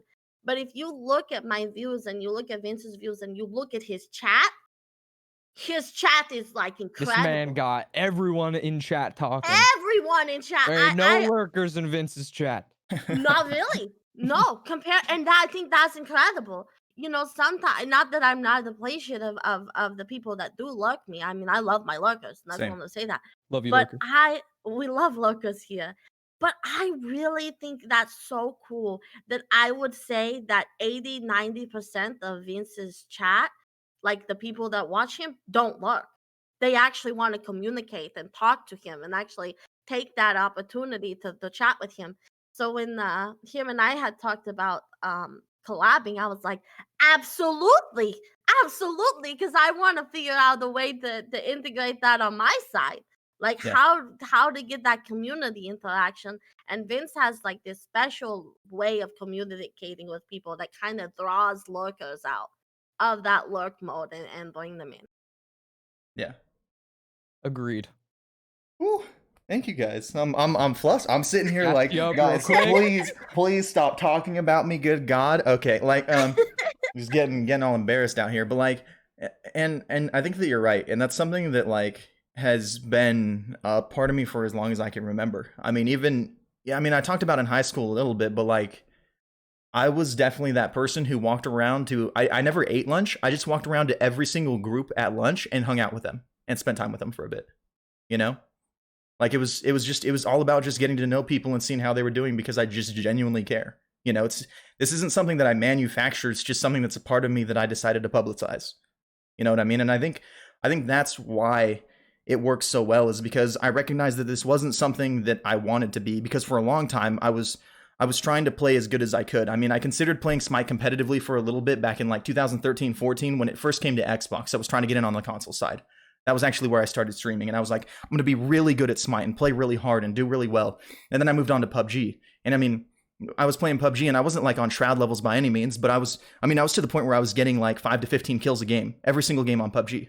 Which, I mean, 5 to Solid. 15 kills per life. I mean, that's an insane kill death That's big. in a game like that, you know? And I was really like trying to push into this thing that just wasn't me. I was really trying to push into this other niche of other players that are like super sweaty and competitive and trying hard, and like it started to make me more toxic as a person. Like when I was playing games and stuff like that, I started to be more rude to other people, more condescending to other people, and I was like, I really had to take a step back and be like, this is not the person I want to be, you know? Like even in casual matches, I was like, this is not how I want to treat other people, you know? And like there are times where I still get upset, don't get me wrong, but like when I'm upset now, I'm more upset at myself and my performance when I'm playing with other people. Never the people I'm playing with, you know? Because you look at it and like there are so many people from so many different skill levels, different walks of life, everything in between that are trying to learn this game that is so deep, speaking to Smite specifically, and that's where I found my niche, that they don't really have somewhere that they can go like and play, you know, and usually definitely not streamers, because for the most part streamers are like, here's my 5 stack that I'm playing with today and that's good. Here's my one person I'm playing with today and that's good. I'm solo queuing today so that I can try to meet more people and bring them into my stream and that's good, and that's it. I mean, every single day that I'm live, I play with viewers, and anybody who wants to join. I don't care how new you are. I mean, we had someone come in this week, like just yesterday actually, who they said they'd been playing for like 3 days, 7 days, something like that. You know? And I was like, get in here. And we won a conquest match with him. I think we might have won 2 games with him. You know? And I mean, it wasn't all sleepers on the enemy team either. Like there were some decent players out there. And I mean, that's the kind of stuff that I live for, is like taking people like that and giving them a good experience, because Smite is such an incredible game, but like so many people don't get the chance to see it because the toxicity pushes them away. Yeah. And you're a great teacher too, like another gas up for you. I feel like whenever I play games with you, you're always like, Vince isn't afraid to be like, this is wrong. You should try doing this, but like in the nicest way possible, you know? Like it's never pushy, but it's like you this could be better, and he shows you how it could be better instead of just being like you're wrong or you're bad. Like you're constructive, and that's very special too. A lot of people just telling you you're bad just to say that you're being bad, you know? Yeah, absolutely. And yeah, I can't thank you guys enough for your kind words. I really can't. Y'all are too much. So what I want to know is, how hard was it for you to find your niche on Twitch? We'll start with you on this one, Lady Bisky. At what point did you really realize, like, hey, this is what I want to capitalize on, and this is what I want to move forward with? So I mean, I would really say that when I first started streaming, I people used to make fun of me because they would say I was really quiet, like really reserved, and it was just because I don't feel like I was comfortable with it yet. Um, and it's kind of funny to see how I've evolved in a way. Mm-hmm. I've become more natural.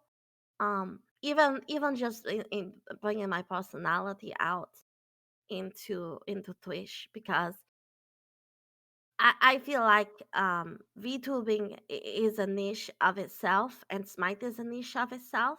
So I was trying to bring 2 niches together, um, but at the same time, I didn't really know what direction I wanted to go into.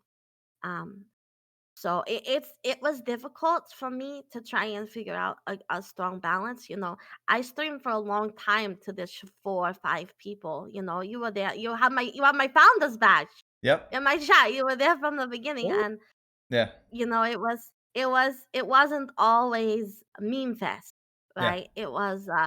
I tried doing some different games, and I was like, you know what? Let me try it. It was actually this game called Lemon Cake. It's a cooking game, Yeah. and it's kind of what helped me find that niche. That the meme star kind of niche in a way, is that I was like, you know, I'm gonna play this game, um, like hardcore, and I'm gonna meme it, and I'm gonna have fun with it, and it was crazy. It was crazy to me that like more people were wanting to interact with me, even in my current people that were watching me. You know, from going from like 4 viewers to like 11 people, and I was like, "Whoa, let's go!" And so then I took that into other games. I went, you know, I was like, "Let me try this Calico game." My numbers skyrocketed in just like a couple of days, and Yeah. then my numbers have been going up ever since. It's been kind of crazy that just being able to be more myself than anything has been what my niche has been, more than just, I was like, okay, I want to be calculated, I want to be, I want to be appropriate, I want to try really hard on Smite and get my content out there. And when I just really was like, this is me, I'm Yep. Bisky. This is what you're getting. This is go toss the glass. Where I'm ready. I ran into the solo lane the other day, and Uh-huh. they were like, "Where'd you go, Bisky?" Because I was a carry. I was like, "I went on an adventure," and my chat thought that was great.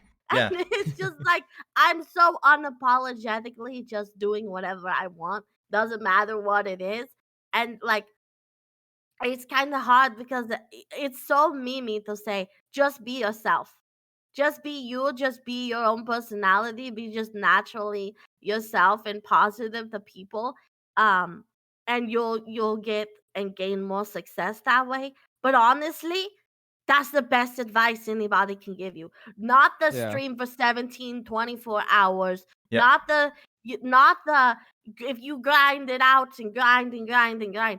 I don't recommend it. Honestly, if you stream for 24-50 hours a day, don't do it. I don't Yeah. recommend it. You do gain, I would say you're gaining viewer audience, but the biggest thing that I would say as somebody who used to stream for 20 hours like at a time, or crazy hours, is that every opportunity that you have for someone to come into your chat is a new opportunity for someone to see your content. And I would rather somebody see me for my highest tier 5 hours of content to Hmm. see me on hour 20 where I'm like, hey guys, A corpse, what's basically. up? Right. Suffering. Yeah. Because those 5-6 people who just came into your chat, their lasting impression of you is gonna be the hey guys. And Yep. it's not gonna be who Yeah. you are as a content creator. And so that would be something that I would say is that you really have to be there giving your all. If you start like no matter like last night for me, okay, I had the most views I've ever had organically, no hosting, no nothing, on the Smite page. And at hour 12, I could feel myself being like, I need to go. Like Yeah.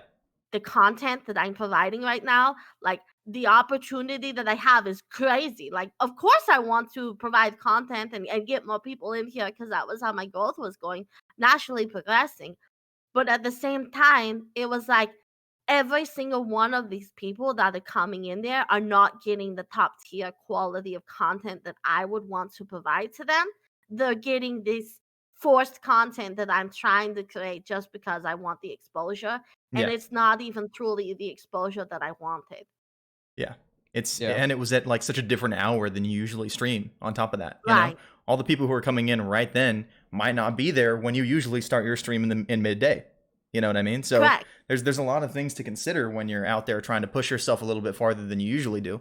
And I mean, for me, my biggest like hindrance is probably my voice. Like I don't know what's happened, but since I got COVID back in like late November, early December was when I had it. Like um I have a lot harder of a time like with my respiratory system. Like my throat hurts a lot sooner than it used to, and like I can't hold breath in my lungs for nearly as long. And it's been a weird thing to settle into because like I'll hit a certain point where, sometimes it'll be at the 6 hour point of my stream and I'm like, okay, perfect. That's how long I usually try to stream for, is 6 hours every day, and then I end. And I'm like, good. And every now and then I'll try to push myself a little bit farther. I'll make it to 7.5 hours, and I'm like, okay, my throat is really killing me right now, and I end. Because I can't push myself farther, because if I do, I will straight up lose my voice. Like it's weird. I don't know if it's because of COVID or something else, or just like the air in the city that I live in, but like that's my limitation. And that's been a little bit easier for me to create like kind of a natural stopping point, because my body tells me, okay, no more. But Yeah. if you don't listen, I mean, there've been a couple of times where I just didn't listen and pushed forward, and I lost my voice for like 4 days and I couldn't stream. Like there is no way that it's worth pushing yourself that much farther you know, if you're going to suffer more and your content will suffer more because of it. Because those 4 days that I took off, I mean, that impacted, you know, the viewership. That impacted how many people came back for that next stream that happened. You know what I mean? And there's always that thought in Right. the back of your head, like, hey, if I miss today, if I don't show up today, if I don't go this little bit longer, am I going to miss an opportunity? You know, are people not going to want to watch me anymore as much because they forget about me because other people are making content too, you know? Like if I stop being consistent right now, if I stop, you know, doing what the chat wants me to do right now, will I be okay? And realistically, the answer is yes. Yeah. You will. And in No, fact, you'll be definitely. better off because of it. Breaks are okay. Breaks are healthy. Absolutely. So what Don't about you, be afraid Devin? of them. How hard was it for you to find your niche on Twitch? Um, I would say so. When I started, it was right before COVID hit, and I was just hopping on because I wanted to play Smash and enjoy it with other people. Yeah. And then you know, I played a little Red Dead, and I think that's how I met you, right? It's through Red Dead Redemption, You actually or rated well, my through channel. Reddit, Yeah, you rated my but you channel after finding me on Reddit. yeah, okay. And then you came into Red Dead, I think. That was Yep. but anyway, I did a bunch of random stuff with really like no objective. Like I was just streaming to stream. And then COVID happened and I had a lot of time on my hands and I was like, you know what, I'm gonna take this a little more seriously. And then I looked into stuff that I would like doing and I kind of settled upon like YouTube content, but like on Twitch. And basically that it wasn't very hard for me to do. It was something I wanted to do, and it just took a little bit of investigative work, figuring out what I like doing and how to do it, and being as interactive as possible with those little live stream events I do. I wouldn't say it was too difficult for me. I went in with a plan, more or less. Yeah. You kind of knew exactly the content that you wanted to put out there and how you wanted to put it out there, and then you set out and you did it, you know? Yeah, and I You still do. yeah. And I think there's so much to be said for being so unashamedly who you are, exactly the way that you want to be, you know? Because Yeah. one thing that I know about people is they can tell when you're giving them something fake. They can tell so quickly when you're pretending. Some people choose to ignore it. You know what I mean? Like as is the case for the most part in a lot of these hot tub streams and stuff like that. Like those Yeah. girls are brilliant with what they're doing to Yeah. make their money. They really are. Like I cannot state No, this they enough, are. you know? They But are, yeah. the amount of people who like write off people like Pokimane and say that she made all her money because she's pretty or whatever, that's straight up false. She made all of her money because she was incredibly hardworking and diligent, knew exactly what audience she wanted to reach, knew how she could do it with the person that she was, and she did it, you know? Yep. And she's not fake. She's straight up about the person that she is, and she grew. You know what I mean? Love it, hate it. She didn't get there because she's pretty. She got there because she worked hard, you know? But even the people who are doing the hot tub streams, you know what I mean? Some of them might be pretending to put on a face, and I would say most of them are pretending to put on a face and like these people who are giving them money, but they're probably genuine about the fact that they like getting money, you know? I mean, Absolutely. and it's entertainment Yeah, at heart, you exactly. know. A lot of you watch movies, right? Those aren't real. They're not. They're putting on a face for you. They're TV shows. Yeah, All those people are putting on faces too. It's all yeah. actors. I mean, And But exactly. you have to think, like logistically, like they're big braining it out here. Okay, Yeah. yeah, yeah, they they get a hot are. tub in their house. They're setting it up. You have to think they have to have the technology and stuff set up to it. You know, they're not having the computer inside the thing. They're having to actually like they can't just permanently have a hot tub in their house, Yeah. right? Or they do, Absolutely. I or they have it mean, set you up, right? could. Some of them do. Some of them do. They'll have it set up and stuff, but they have like a whole stream set up around it and stuff like that. Yeah. But they're unapologetically about it. They're like, "This is what it is. This is my content. This is what I'm doing." Yeah. And I mean, get your bag, girl. Yeah, go Yep. for I'm it. not Why hating not? at it. Absolutely. And I mean, if I if will. that is your style of content, I think most people are okay with the fact that like this is what they're there for. You know what I mean? But I would say everywhere else on Twitch outside of that, unless you're like basically marketing yourself in that way, like to get your money from people who are okay with it, everybody else can tell Yeah. when you're pretending. Like Yeah. literally everyone. You know what I mean? Like I think that if I were coming out here pretending to care about people, people would notice that immediately. And I mean, I wouldn't be able to Absolutely. do it as well. You know, like the Right. people who stick around and they like my personality and they like my content, they like how interactive I am with people. It's because they can tell that I genuinely care about these people. Like when I have people on the podcast, I'm excited to talk to you guys because I love talking to you and getting to know you. I mean, I was considering going for a psychology degree before. Like I was just like, I don't think college is for me. I don't really know if I want to do this for my whole life, just because of how much I love like just really like getting involved with people and getting to know people and understand people better. Like that's just something that's been ingrained with me since I was like probably old enough to understand it, so probably like 14 years old. Ever since then I've just been loving it, like I live for people. That's my favorite thing about it, is getting to talk to people and interact with them and know them. And like you can't manufacture that without people being able to tell. You just can't, Yeah, it would be very hard. you know? So I think that like it was kind of hard for me to find my niche on Twitch, primarily because I was trying to be something that I wasn't. Like I was trying to Yeah. push into being a super sweaty, super competitive, really good gamer, really like out there improving my skill. And at the end of the day, I mean, I got old man reaction time sometimes. Every now and then I'll come out there and it'll look like I'm one of the best players in Smite at my skill level, but I'm not. I'm really not. I play the game decently. I play most of the games I play decently, but I'm not incredible. Not incredible enough for that to be the only reason people watch me. Right. So I really had to take a step back from streaming, take a step back from just like, everything that I was doing at the time, and realize who I am as a person and how I can translate that into what I'm doing. Because Yeah. realistically, like going out there and trying to be that super competitive, sweaty person, that's not me. I love the spirit of competition. I love to win. I really do. But that's not the person that I am, and that's not the person that I want to show people on Twitch. I Yeah. want to show people an environment where they're welcome and they're accepted, no matter who you are, no matter where you look like, where you've come from, how rich you are. I don't care if you're subbed, if you're not subbed, none of that stuff. I just want you to come in here and be welcome, and know that you matter. And then I'm glad that you woke up today, because there've been plenty of days out there, realistically, where I wake up and I'm like, I'd rather just not exist today. And that's something that's part of me. That's something that's part of my walk that I dealt with. And Yeah. there's people out there, especially now with COVID going on, where they're struggling to find purpose in their existence. Mhm. Yeah. So if you can come into my chat and feel welcome for even a second, feel valued for even a second, I want that.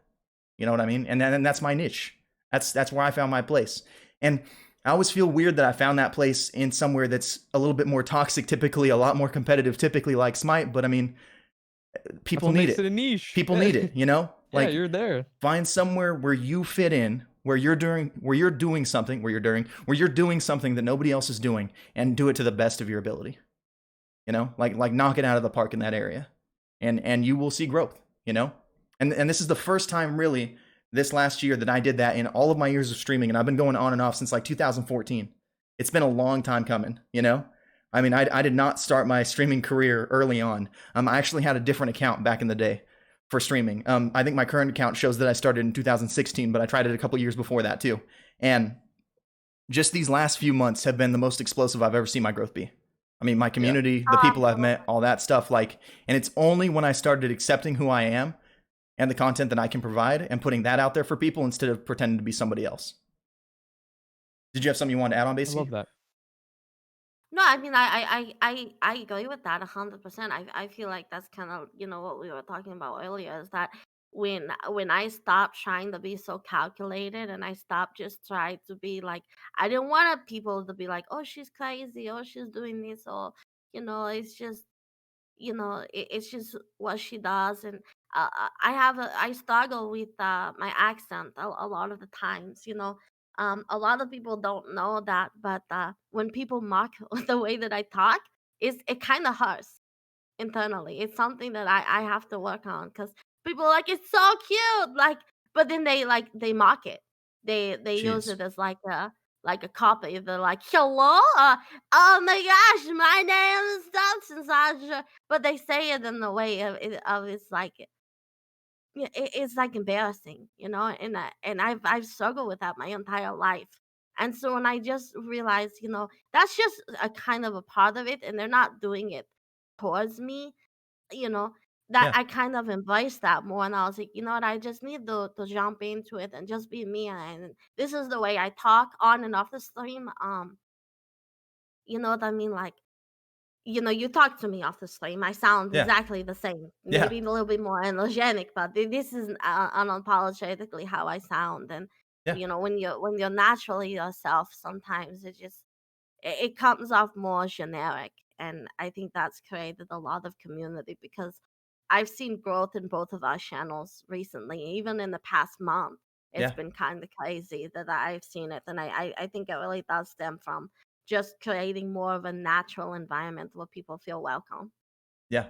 And I think that that's something that like gaming as a whole, not even just inside of Smite, but like gaming as a whole, Yeah, really, they have an issue with gatekeeping, Yep. for any number of reasons. They make up this stuff in their head where they're like, oh no, you aren't included here because of whatever reason I've manufactured, because I want it to be this way. Inside of my mind it should be this way, and you're not good enough, you're not smart enough, you're not funny, you don't fit in with my friend group, you have an accent in some cases, things like that, so we don't want you here. yeah, And like it's so toxic, and it's gaming is this incredible hobby that has allowed me to connect and become friends with some of the closest friends that I have.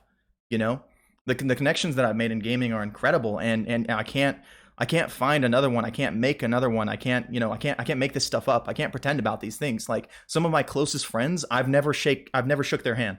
You know, Yeah. oh yeah, absolutely. I feel like that. and where I else can you feel that. find this? I mean, nowhere realistically. I mean, the closest thing other people got was like AIM chat rooms back in the day, AOL Instant Messenger, anybody? But like so many people miss out on that opportunity because people forget that, hey, there's a whole human being on the other side of that keyboard. Right. These things that you're saying, the things that you're saying in voice chat, the way that you're mocking people, the way that you're being rude to people, the way that you're being racist or homophobic or toxic or whatever it is, there's actually a person on the other side of that maybe taking this personally when they hear it. Mm-hmm. Yeah, And they miss so much of that. And I think that it can't be stated enough how important it is to remember, hey, we kind of have a responsibility as humans, as gamers, to not forget about those people that people push to the side typically. I So agree. I think all of us in our own way have definitely done a good job of doing that. I know Devin. I mean, you have some people come through your chat sometimes who I know and I've recognized, and I've seen them for a while now. And you're like, sometimes I kind of can't stand them, but I mean, these are my people. You know, That's like we got love for them. I These are do. my Yeah. group. These are my crew. Like The like boys. exactly. And they need you there. You know what I mean? Like the people who come into your stream and they watch your stream, like they need you to be there every day. Whether you have 2 viewers, whether you have 100 viewers, like they count on you being there so that they can come get that entertainment and have that place to be. You know, Yep. and I mean, Twitch is an incredible platform, and there's really And I, nothing like it. I need them sometimes too. Those are my Yeah, boy. I love talking to the boys.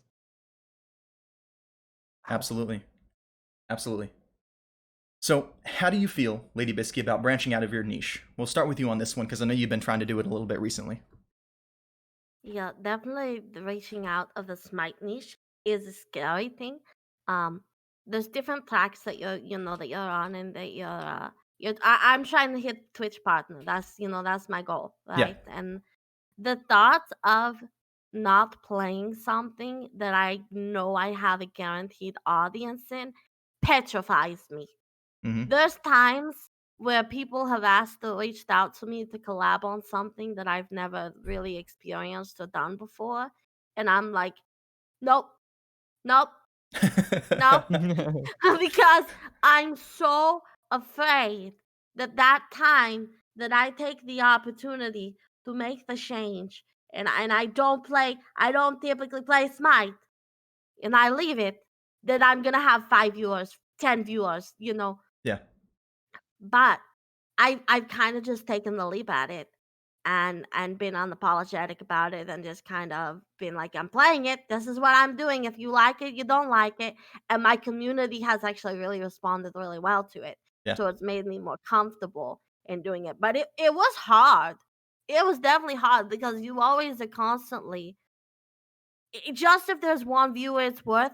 I agree with that, Nora, in a sense of, at the same time, you as a streamer, and I know people tell you, don't look at numbers, don't Yeah. do this, don't do that, but when you have a goal set in your mind and you're like, Mm-hmm. I'm on track for partner, I'm literally have all of these things set up for me. I would have been able to apply to partner had I listened to myself in some stances already.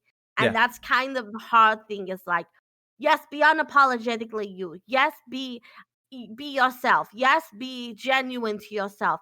But do it smartly. If you're wanting to make this the career, Mm-hmm. at the same time, there's things that you have to do customer service wise if you were working a job, like Yep. a Yeah. typical job outside of this, right?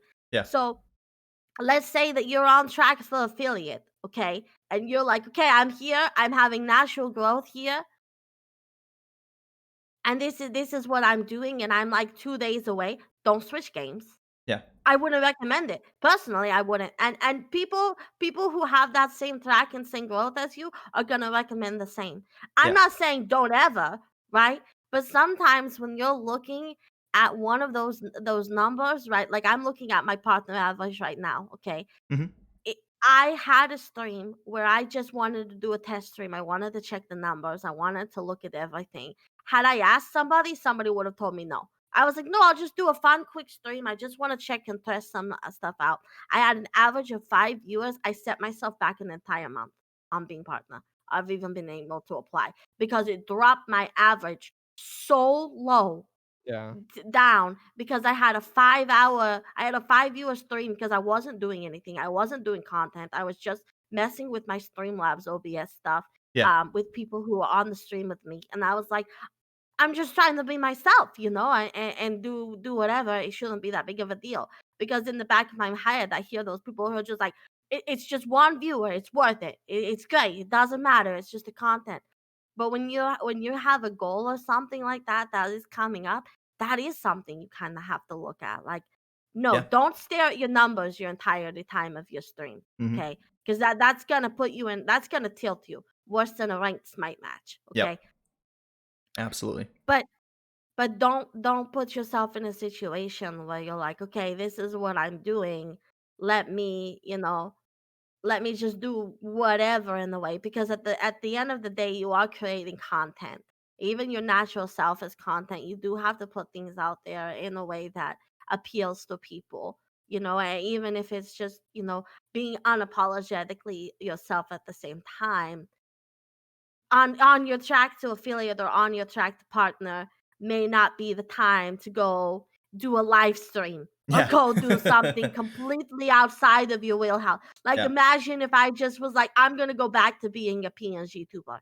I'm done being a VTuber. I just put my little camera person out there. They don't get that interaction. They Yeah. get an entirely different setup of me.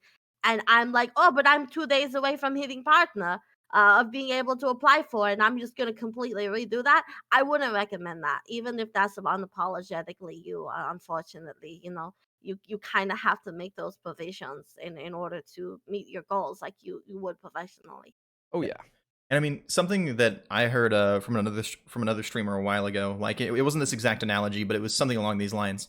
If you are running a store and you are selling bicycles and bicycle parts, and you have a lot of people who count on you for reliable bicycles and bicycle parts when they come in, and they recommend you to other people for bicycles and bicycle parts, and they come in one day and you're selling Razor scooters and they wanted bicycle parts, what reason do they have to come back if you're suddenly selling Razor scooters now? You know what I mean? Better And get damn good at selling Razor scooters then. exactly, and you have to rebuild up an entire new community of selling Razor scooters now, and and that's kind of the same way it is with content creation. Like it's there's definitely a pressure to be like, maybe I don't want to play Smite all day, every day, forever. You know what I mean? But Right. for the most part, if people know you as a Smite streamer, they are there to want to see Smite content. You know, and like a lot of the It's a big growth. part of it. Yeah, and a lot of the growth that I think both you and me have had, at least initially, Lady Bisky, was through Smite specifically. What I Yeah. was doing before, because right now, I mean, I'm really like trying to like put my nose to the grindstone and like get the partner check mark and all that stuff. And I'm playing a lot of Smite on stream now. I'm not doing a lot of extra stuff, and definitely not during the week during my main block, which is Tuesday through Friday. I stream a core 4 days a week for sure, from 10 a.m. to 4 p.m. And I stream Smite those days, and that's it. Every Friday, I used to do a variety day. And I was doing Dark Souls originally, was what I wanted to finish my playthrough of Dark Souls and do one on stream. And my numbers playing Dark Souls were actually good. They weren't as good as Smite, but they were good. And as soon as I hit the point where I was like, okay, I have what it takes, even if I want to do a variety day, to get out there and get my name out there to a different audience and see growth in another place, I can make this work. But right now, I'm focusing on Smite until I hit partner. Exactly. That's where I'm at right now. That's where I know I'm going to see my most consistent growth. That's where I know people are going to love my content. I have found my niche there. And once I get that check mark, Variety Day is coming back. I'm going to be doing it on Fridays because I love to do it. And I think that I know, I believe in myself and I believe in my content that people are going to enjoy what they see when they come to my channel. And I know that I have what it takes to get out there in another environment and grow in another game now that I've seen it for myself a couple of 3 weeks or so that I streamed Dark Souls. But for now, it's grind time, you know? Grind time. And like that's where I'm at. Like I feel good about branching out of my niche, but at the same time, it's terrifying. It really is, because there's days where I get up and I stare at the go live button and I'm like, is anybody coming to my stream today? You know what I mean? Like, and you know that there's people coming to your stream, because there's people that always come to the stream if you have any kind of regular viewership, whether it's like 3 people or 30 people. There are people who are Right. going to be in there who are your regulars, but at the same time, your mind plays those games with you with anything like this, where you're like, is anybody coming to my stream today? You know?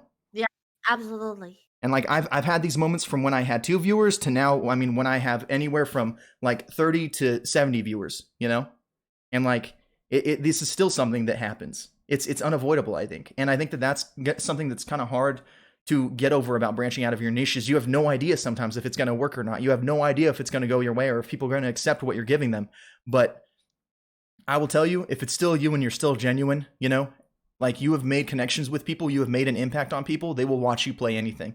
And if those people who came and only watched you for Smite don't want to watch you play Smite, it's the internet.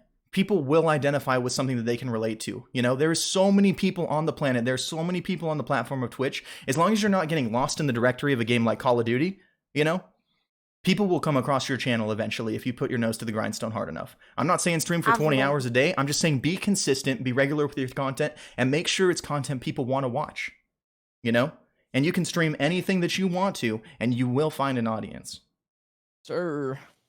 So, Devin, as someone whose niche kind of is doing your own thing, existing in your own space, doing exactly what it is you want to do and what you feel today. I mean, it has been so interesting for me to watch your growth personally, and like the connections that you've made and things like that, because I tried streaming a bunch of different stuff at first, and I was like, I have no idea what to even do right now. Like, I have no idea how to put out content for this game. So how do you feel about potentially branching out of your niche when you maybe started to go into speedrunning, or, however it is you want to answer the question? How did you feel about first pushing out of what you were doing before?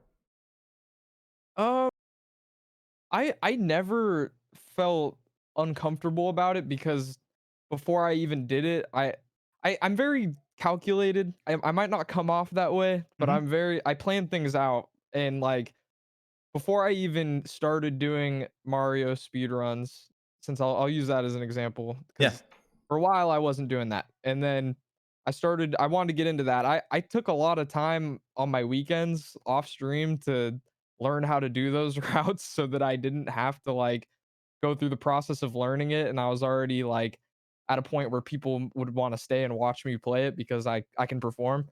Yeah. And then like, and then for example, the bingo stream I just did, that's different and interesting. It's not just a standard speed run. That's people want to watch speed runs too. It's cool, but like, when you've watched a Mario speed run before, you might want to watch something else that's still Mario, but not the same thing that everyone else is doing. So putting a little spin on it with the bingo cards, that kind of helps out.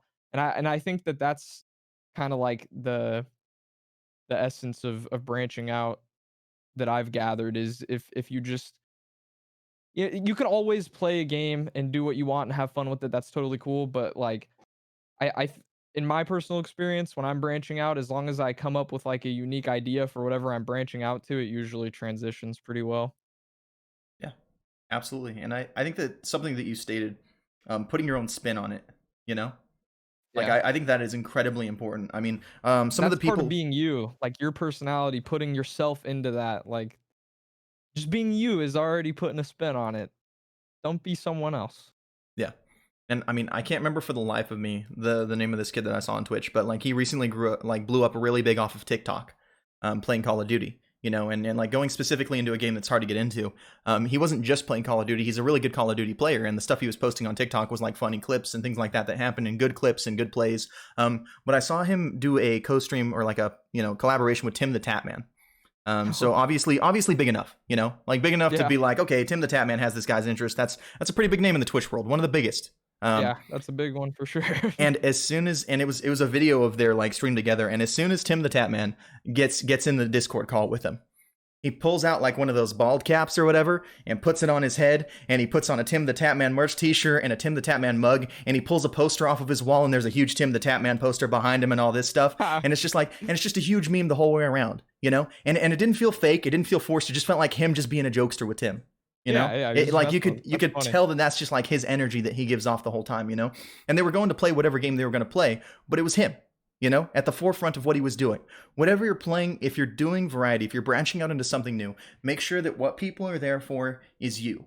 And I mean, Yeah. that's why specifically I chose Dark Souls first. Is I looked at it and I was like, Dark Souls has a very, very like cult following. Like the Dark Souls crew loves Dark Souls, and they don't care who's playing it. They just love the game. They love watching new players suck at the game. They love watching Oh yeah. great players speed run the game. They love people doing no hit runs. They eat all that stuff up. I mean, and when I went over to Dark Souls, I mean, I'm doing my first playthrough is what I was working on it at the time, and I'm eventually going to continue it and finish it like whenever I'm done with my grind time for a partner. But like when when all that was happening, like there were people coming in who were veterans of Dark Souls, who were just more than happy to like give me small tips here and there. I said no backseating, because I don't want to know how to beat it.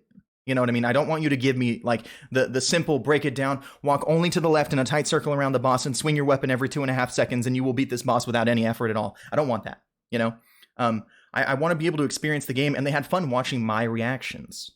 They know this game inside and out. They've seen it a million times before. They wanted to see what I brought to the stream, you know?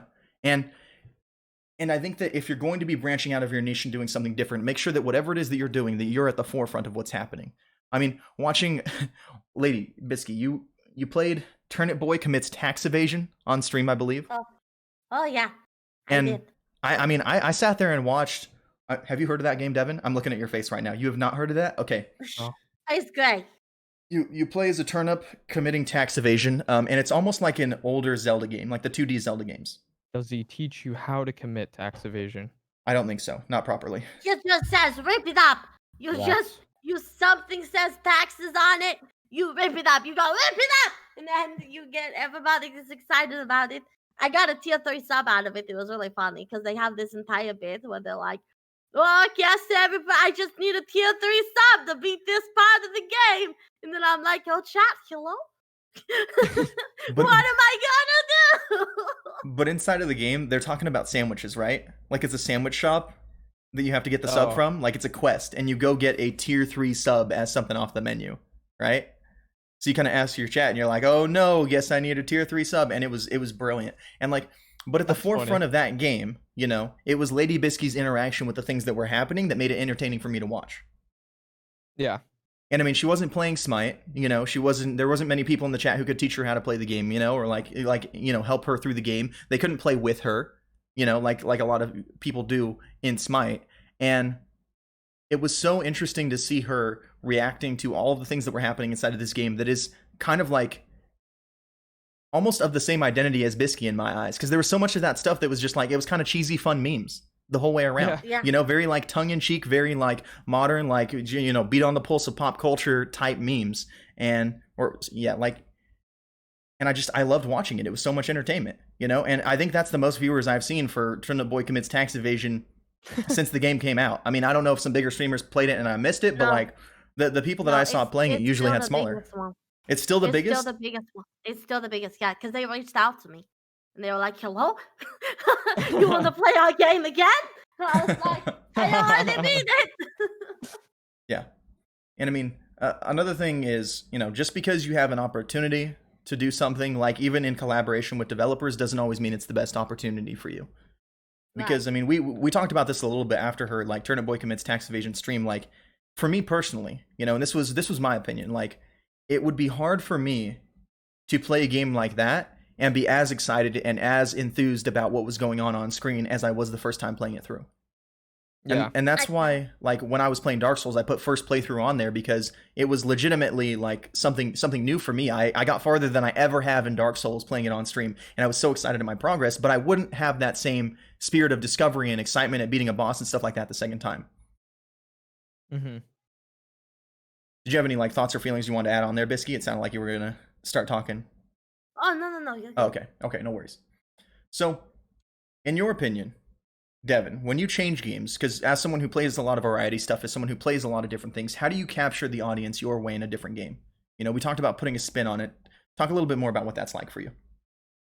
I would say, honestly, like as far as capturing my audience, like I'm myself all the time. I don't really have a stream persona. I act like this all the time. So I just do that, and I play my games, make my jokes. Sometimes I have a little idea for a game, sometimes I don't, Yeah. and sometimes it works out. Yeah. Yeah. That's about it.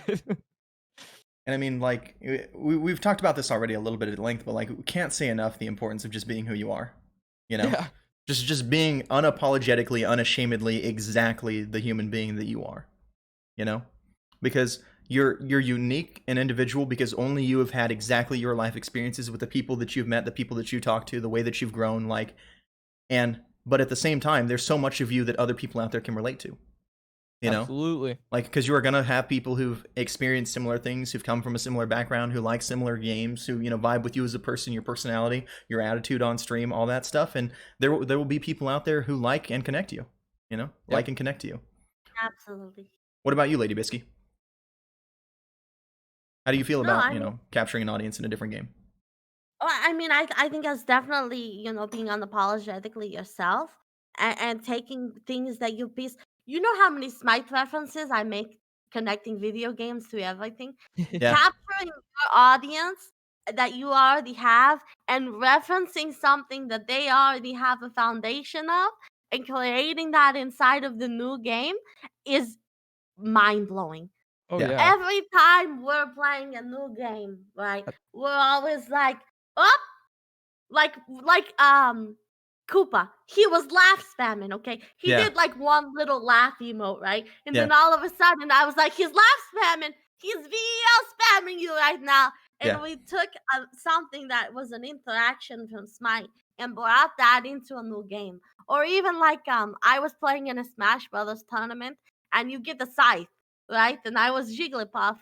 And so I'm just like, I'm Thanatosing these boys out here. They're just, I'm gonna cite them as Thanatos, and people laugh at that. Pump is But Thanatos. yeah, but I mean, people connect that, right? I think it's We funny. I I know.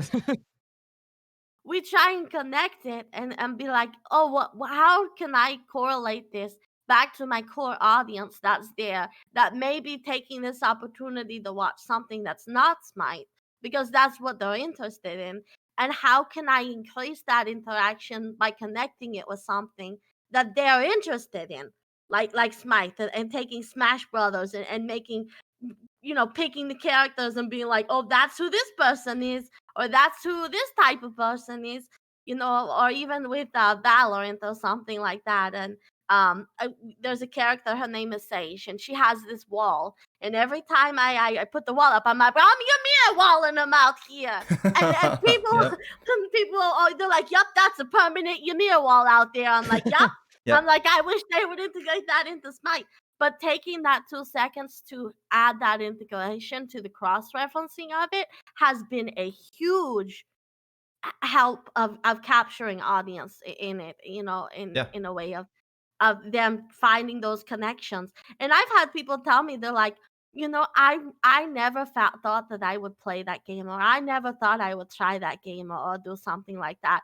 But because you're in there, hmm, even with the SPL bolts, okay. I actually saw a Reddit post the other day. Um, and somebody posted the nicest thing. I cried because it was Oh, literally the nicest thing I've ever read.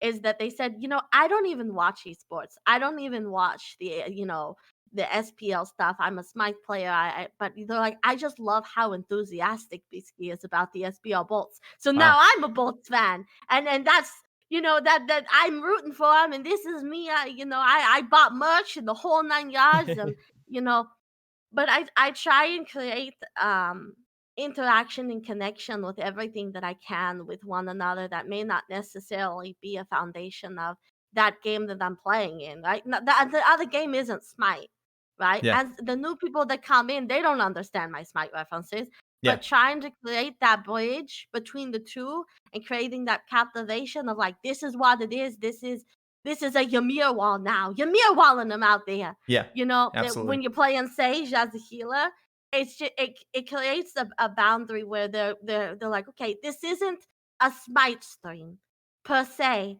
but I can use the knowledge and experience that I have from Smite and use that to connect into this game, and then I'm more innovated.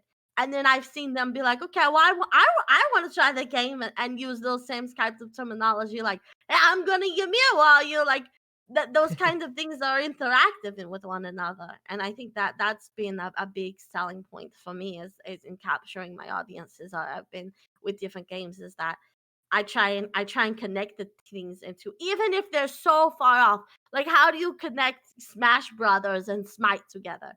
The only way I can think about it is when she had a little scythe out. I was like, we're Thanatosing. Yep. That's all. Yeah. That's all I can think of, and people thought it was great. Yeah. And I mean, Inside channel memes. Those are big for sure. Oh yeah. and another thing I can't say enough is like how close you feel to the other people in the community when you're all on the inside of an inside joke. Oh yeah. You know, like That's the people gas. people love to feel like just connected to other people, especially over niche things like that, you know? Because especially if a bunch of people came in for Smash Bros and they're like, "What's a Ymir wall?" and then everybody feels that like, "Oh, we know what a Ymir wall is." You know what I mean? Get a load Like, of this guy. and like I think people eat that stuff up. And like Devin, one of the things you mentioned earlier is that you think I'm a good teacher. And one of the reasons that I think I'm a good teacher of a lot of games is because I've played almost every game under the sun, honestly. Like I have played so many games. Like He's well played. Yeah, like when Go ahead. I was just gonna say, you know your stuff. Yeah. I mean, and when I used to work at GameStop, like, and people would have questions about games, they would be like, "Oh, Vince is here today? Go ask him. He's played it already." Like, it was just, like, legitimately, that was the energy, you know? And whenever I'm trying to teach somebody something, the first thing that I do is I'm like, what else have you played that's similar? You know? When people come in and they're talking about Smite, they're like, what character would you recommend? I'm like, have you played other MOBAs? If you haven't played other MOBAs, what games have you played? Let's see if we can find somewhere that's like a common ground or something familiar for you to start with, so that way you can feel a little bit more comfortable entering in, and then we'll go from there. You know? Yeah. And you're just trying to look to make connections with people on other levels with things that they already know, you know? And when I'm playing Smite, I'm connecting things to World of Warcraft, I'm connecting things to Call of Duty, I'm talking about PUBG, I'm talking about Dark Souls, I'm talking about Diablo, I'm talking about like every other game under the sun, because I play a lot of games. That's part of my identity, you know? So it's easy for me to hit connections with games with other people because of how much I played. If you come in and you're talking about Fortnite, you can probably leave, but don't leave. But at the same time, like I've never touched that game, so that I will probably not be able to identify with that crowd very easily. But like, so much of, you know, what's about capturing an audience with a different game is making them feel like they can still be connected to whatever you're doing, you know? And I think that, like, for me personally, a lot of, you know, what I did with Dark Souls was, you know, considering my biggest emphasis when I'm playing Smite is, you know, being community focused and talking to everybody who comes in. And I'm like, even if I'm in the middle of a boss fight in Dark Souls, I'm trying to read chat. Like, unless it's something that's like super, I'm in the middle of a dodge roll, I might miss something, you know what I mean? But like, there's been times where I've died because I look over at chat, because it's just habit for me now. It happens in Smite all the time. I can't even count the amount of times I've died because I've looked over at chat just to read. It's my priority. I'd rather read chat than a win. Pogo stuck, man. Oh, fell so many times looking at chat. I can only imagine. I watched you play that game. I was pulling my hair that I have left out and watching you try to play Pogo Stuck. Have you seen Pogo Stuck yet, Lady Bisky? I have not. I still look into the abyss every night and I see Pogo Stuck. Have you heard of Getting Over It? No. Okay, so basically there's these games that are made that have really wonky mechanics, okay? Pogo Stuck specifically, you jump your little, like, weird, perfectly round character up, like, obstacle courses, basically, on a pogo stick with very weird mechanics, you know? And it's very hard to play and hard to progress through, and it's very punishing if you make a mistake. So, like, basically, instead of the level going left to right, like most typical levels do, where you run across a 2D plane, this usually goes left, right, left, up, down, like, and you have to maneuver across this obstacle course. And if you fall, okay, you're like back at the beginning sometimes after like hours of progressing. So it's definitely the type of thing where people watch it because they like to see you fail, type energy. Yeah, that's probably part of my niche too. I'd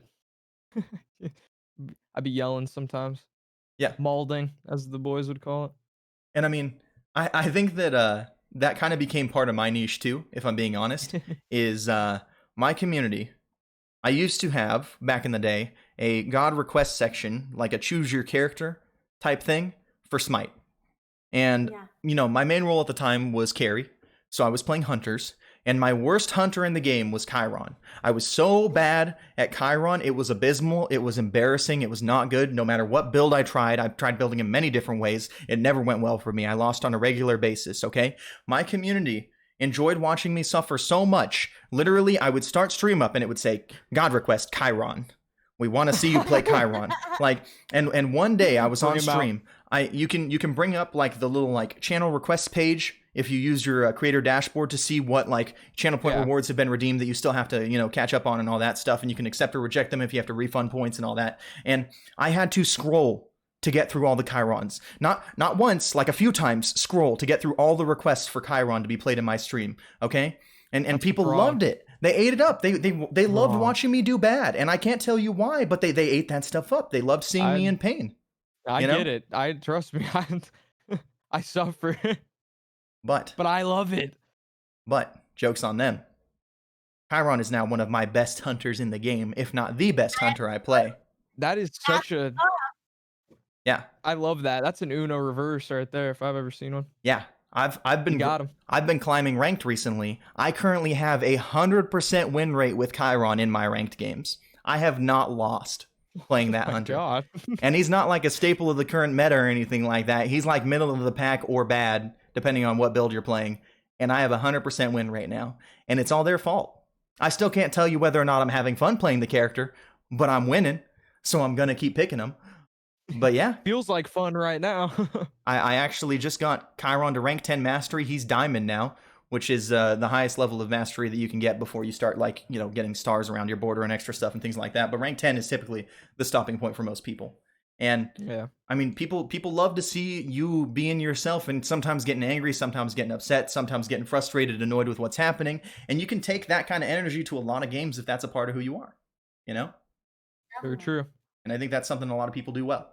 So one other thing that we didn't have on here, but I wanted to ask about is how important do you guys think having a good title is to your stream?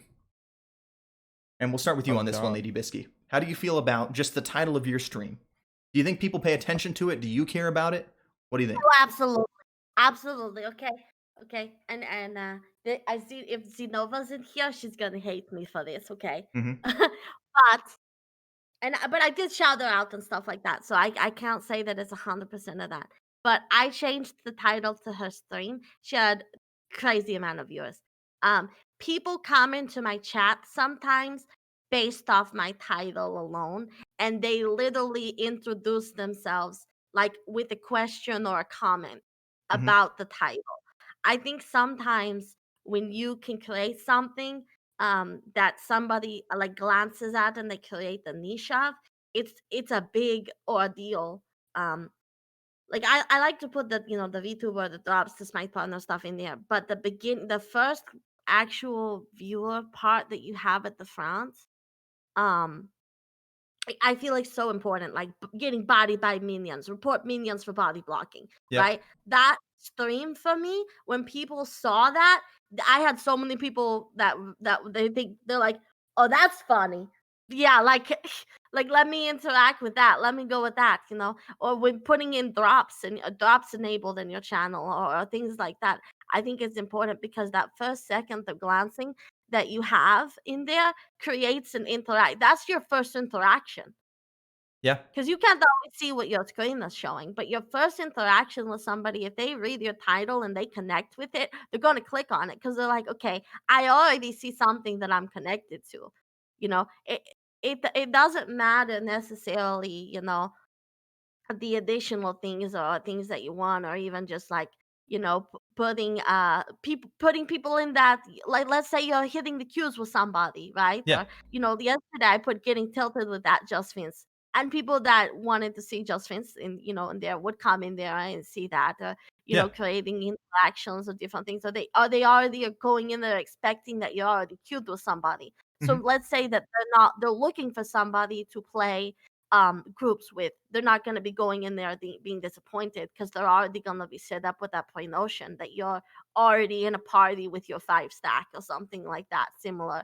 And so I think taking that time and opportunity to create creativity on your title and making interaction is a huge part of being a streamer. Absolutely. How do you feel about it, Devin? Yeah, I agree. I think titles are really cool, and like she said, it's your first chance to make an impression on somebody. The first thing they're gonna read is your title.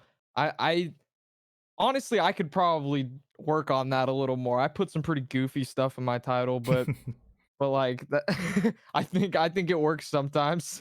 Yeah, and I mean, some people love the goofy stuff though. Yeah, Oh, exactly. So some absolutely people they connect do. with it. Yeah. My titles are kind of wild sometimes, but I I had like titles. They're fun. I had one the other day, and it's kind of funny because I was thinking about it. Gilgamesh had just came out in Smite, and I mean, and what my title had something to do with Gilgamesh Garys in your games. Auto locking Gilgamesh Garys was like in my title, and that's people who come into your lobby, see the new character, click him as fast as they can, and then immediately lock him in. And they don't care about what role they have; they just care that they get to play Gilgamesh. And we call those players Gilgamesh Garys because they lock in the new broken Gilgamesh OP Gary. god as fast as they can. Yeah. And that's actually a throwback to Apex Legends. And I don't know how many of you people like played Apex back in the day or anything like that, but when Ranked came out in Apex Legends, we called them Longbow Larrys and Triple Take Terrys because Yeah, they used dude. the two guns that were the most broken for constantly shredding shields in long range engagements. Because usually Ranked was a lot slower at the That's high funny. levels of Apex than at the low levels. So, people wanted to use the longbow, which is a long range sniper rifle, and they wanted to use the triple take, which is another long range sniper rifle. And so we called them longbow Larrys and triple take Terrys, and that was just a meme in the community. And I was thinking about it. I was like, what do I make the title? And Gilgamesh, what flows well with this? Gilgamesh Gary. Sure Gilgamesh enough. Gary. Sure enough, and it's got a nice ring to it. It does. People Yeah, that's people like good. the cadence, and I mean it's something that I still say to this day. I see somebody load in auto lock Gilgamesh ADC. That's not a role he's played in. Gilgamesh Gary for carry. He's out here. And Gilgamesh Gary Yeah. for Gary. I love Whoa. that. Yeah, that's Can a I good one. can I take that to my stream? absolutely, yeah, I'm yeah, doing it. You're gonna hear it all the time now. I like how Gilgamesh Kelly for Kelly. yep, I like how titles are almost like an opportunity to just come up with a really good one-liner. Like it's yeah, you just get to workshop it right before your stream. yeah. Yeah. It's pretty good. And that's definitely something that I probably need to work on more, but like Yeah, usually me I am too. I am getting up in the morning. I'm like trying to like run up and down my stairs a couple of times, wipe away like some of the eye boogers from my eyes or whatever, because I literally just woke up because I'm still getting used to being awake during daytime hours. And like I don't have a Title is lot of It's time. Wednesday. Yeah.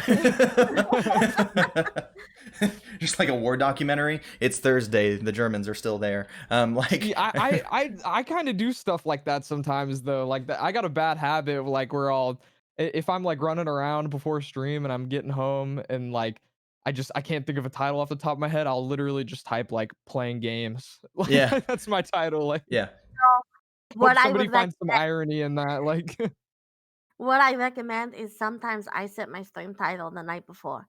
that's Ooh. that's big brain too. I also schedule my tweets. So here's the thing, to like force myself or to do something outside the box. I kind of like let's say I'm done with streaming and I'm still in that streaming mindset. Before I get off the computer and take myself off of that mindset of like I'm in the zone, I'm in the streaming zone, I'm in a streaming mindset. I kind of think of like, okay, this is kind of what I'm talking about today. Hmm. How can I translate that in tomorrow? I will go ahead and start setting my stream up for tomorrow, the next day. I'll schedule a tweet on Twitter already to have kind of my content set up, like I'm live streaming, set it up on Twitter to automatically tweet right before I start live. Then I'll go and set my title up on Streamlabs, and I'll sit there and I'll think of something, and I'll put my title up as in Streamlabs, and I'll be like, okay, and then the next day, when I get up and I'm here and I'm ready for it, I kind of already have had like moments where I've thought about that type of interaction I'm having the next day. And that actually gives me an advantage because even if I do roll out of bed and I just sit on my computer and I'm like, okay, I already have that where I was, because you have to get yourself almost in the streamer mentality in a way. Now, even if you're being yourself, right? You have to get yourself like, I'm ready to read the chat. I'm ready to do this. I'm ready to do that. I have all these things and I'm trying to big brain for. If you do that and take that opportunity to do it right after you finish your stream and set yourself up when you're already in the mentality, you're going to put yourself ahead for the next day, and that's going to give you that creativity kind of, if that makes sense. It's something I would highly recommend trying if you haven't done it before. I mean, I'm gonna try it now. I'm out here learning work ethic during the podcast, dude. It's phenomenal. We talked about it yesterday. We're about to put educational in the stream tag. Wait a minute. Yeah, Um, yeah. And I mean, I look at something like that and kind of contrast it with if you're not someone who's creative. And like I'm not someone who's always the most creative. I can be pretty witty occasionally. I have my moments, don't get me wrong, but creativity is definitely not my strong suit. I'm not an artist, you know. I do music. That's about as close as I get. And one thing that's always impressed me is I'm pretty sure most of you at this point know Davion 505, but he's another like big Smite community, you know, streamer. He's a Smite Olympian for non-conquest game mode on Xbox. Is his like Olympian tag. And like I watch his streams, and so often, even if he doesn't have a crazy creative title, even if he's not doing something like extra special that day, like a tournament or anything like that, like he always has his branding involved in his stream title in some way. It's always saying Ohana, Ohana love, family, something like that, and that is what he has branded his entire stream around, is that idea of Ohana, you know? And he's bringing that up in his title. And what that's doing for him is creating a really recognizable brand and like something that people can immediately associate with him and attach to his stream and his content and his face and what he's doing. You know? Yep. So even if you're someone who can't be creative, be consistent and make people feel like they're a part of something, you know? And I mean, this is something that we've definitely talked about before, Bisky, is just like the idea of, you know, what do you brand yourself as? Who do you make yourself be to your community? What do you call your community to make them feel more welcome, you know? And it's there's just so many things that you can do to kind of set yourself apart from the crowd and give yourself your own identity, and that's just with your title, you know?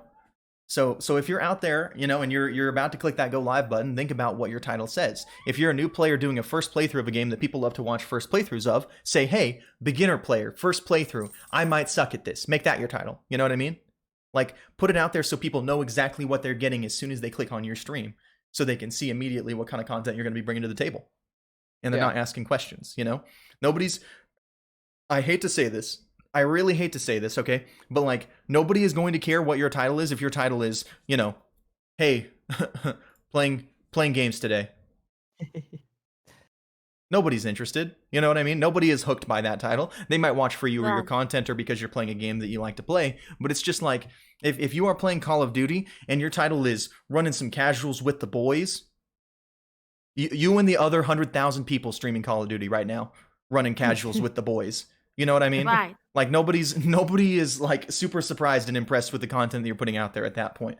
Do something to set yourself apart from the crowd. Either be incredibly consistent with your branding or be creative. Have some fun with it, you know? Get those creative juices flowing. You're here to entertain, you know? So I wanted to ask about the titles because I think it's something that's a little underrated. But my Monday stream title's about to be running casuals with the boys. And now it's for a meme, you know, and there's value in that. Yeah. If you're here, you know. Oh gosh, he said chill stream in the chat. That's the worst one right there. That is the just chilling out. The death of creativity as we know it. Chill stream. And only that for the title. And I've been guilty of it too, so don't think I'm hating on people here. I probably have too. Yeah, the reason I hate that so much is because I remember it, okay? That's why I don't like it as much. But you gotta think about these things when you're talking about growth and you're really talking about, you know, improving yourself as a streamer and finding your niche and where you fit in. Every single action that you take, everything that you do is a part of that. I mean, the podcast that we do here, this is part of my niche on Twitch, you know? Like, there are people who don't care at all about Smite content who love my podcast and love my content because they like listening, because they're interested in what we're doing here. I mean, I've had so many people who have come from Smite and be like, I love the podcast. This is awesome. I like that you do it. And my numbers during podcasting aren't usually nearly as good as my numbers during Smite, but that's okay because this is content I believe in, that I want to do, that I put out there into the universe because I love it, you know? And it's a part of my identity. Yeah, I love the podcast, man. It truly is like one of my favorite parts of the week. Definitely. And we've been going for a little bit now. I think this is episode 20. Is it 8? We're getting close to 30, I believe. Are we? Oh no. Yeah. Let me take a look real quick. I gotta take a gander. I gotta take a gander. Getting there. But and Go ahead. since last November, right? It's been a bit. Yeah. Yeah, it Coming up definitely has. on a year soon. Not that far away. I'm like I'm trying to navigate my way through this like interface here. The We've YouTube. got 22 episodes right now. Oh, was it okay? 22. Yep. That's Crazy. 22 weeks. Yeah. It's been a long time coming. It really has. And I love this content and I love putting it out there, and it's a part of who I am. It's a part of my identity, you know? And like being as close of friends I am with you, even though our content is so different most of the time nowadays. I don't stream any more Valorant anymore, really. I don't stream Smash hardly ever. I did do a couple of Smash streams back in the day. I used to do Smash Sundays with my viewers, you know? And like, but at the same time, like you and me have become such good friends through content creation, and being able to have all these awesome guests here who like I've gotten to know and gotten to get close to, and Yeah. people who've been like, we want to be involved on the podcast, and like we want to be on there and share our content and like put ourselves out there in front of a new audience. Like I love that. And I mean, Devin, when you and me were talking about this, that was one of the first things that we said was like, eventually, I think this could grow into something. And what we want to do is give people an opportunity to get their name in front of a different audience. I mean, It'd be cool. the amount of people who I've already seen in here who are like, I want to go check out Lady Biscuit's channel right now because she's awesome. And she is, okay? You know? Like there've been a few people who've come Yes. through and been like, I want to go watch her channel now and see what she's about. And that's that's the exactly goal. what we want to Yeah. do. You know, we want to That was- get other people out there too, because there's so many awesome Right. content creators. Did you have something So you wanted to add it Oh on? no. Me? Yeah, you look like you were about to start no. talking. That's why. I'm just biting my lip, but no, I agree. It's wonderful. No. But you know what? At the same time, bringing in different content creators does the reverse. Like I know Yeah. my friends are joking in the chat. They're like, "We came in here for Bisky," you know. But at the same time, it's really cool to bring different content creators and things together that may not have seen each other otherwise, right? Like, um, I already work with I already do game a lot with Vince, not work, but I game with Vince all the time. It's fun, but bringing in this side of it, we've talked about doing a collaboration with each other Yeah. um weekly, and I think that type of collaboration when you're bringing in different platforms that may not necessarily have hang out with each other before. um I think that's really cool, and I really like that part about the podcast. That's why I was so excited about being on it. I Same. like being able to meet people from like your side of things, Vince, because I wouldn't have even known Lady Bisky was around if it wasn't for you. I would have no idea because I'm not really involved with the Smite community too much. So I'm pretty much only involved with it through you. So Yeah. it's cool. That's another great part of the podcast. You get to meet each other's side of things, you know? Absolutely. Yeah. And something for sure that Lady Bisky mentioned was like, you know, having other people come into your podcast because they see a name on there that they recognize. I mean, we've Yeah. had guests on like Spicy Doom and Shoria, you know, and people like that. I mean, Magic Munchkin Olivia, some of her crew that rolls through, you know, like some of our best episodes that we've had on the podcast have been because of guests. You know, Yeah, getting another definitely. opinion in here, getting another, you know, voice, another, you know, someone from a different walk of life, a different background with more knowledge than you in some areas. Like when Bisky hit us with the software knowledge about the like Yeah, that Oculus was- Facebook thing, I was like, mind blown. You know, I love stuff like that. Yeah, me You too. know? Because I feel like we would have moved right over it. We wouldn't have had that like Yeah. that different perspective, and that's really cool. So if you get an opportunity to collaborate with people, and like I can't say this enough, make sure that the collaboration with that you're doing with someone is something that you believe in and that you mesh well with their personality already. I agree. Because every now and then, like you'll try to collaborate with people, Yeah. and this is a big part of the reason why when I stream, and this is a personal choice, you know, I know some people are fine with it.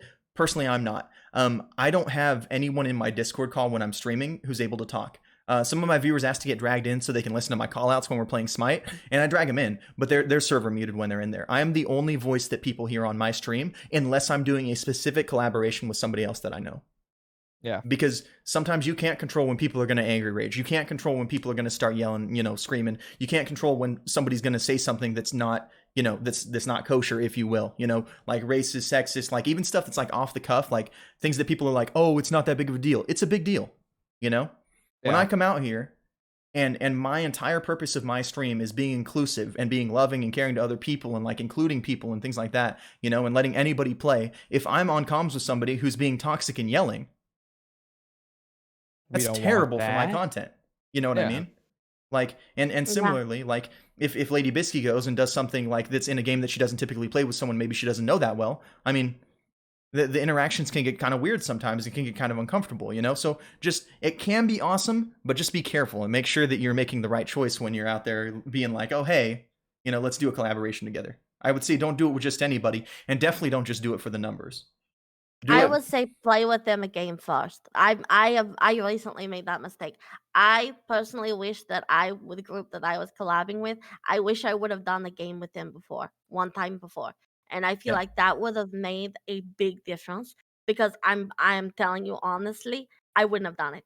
yeah, I get that. I And think it's go ahead. we need.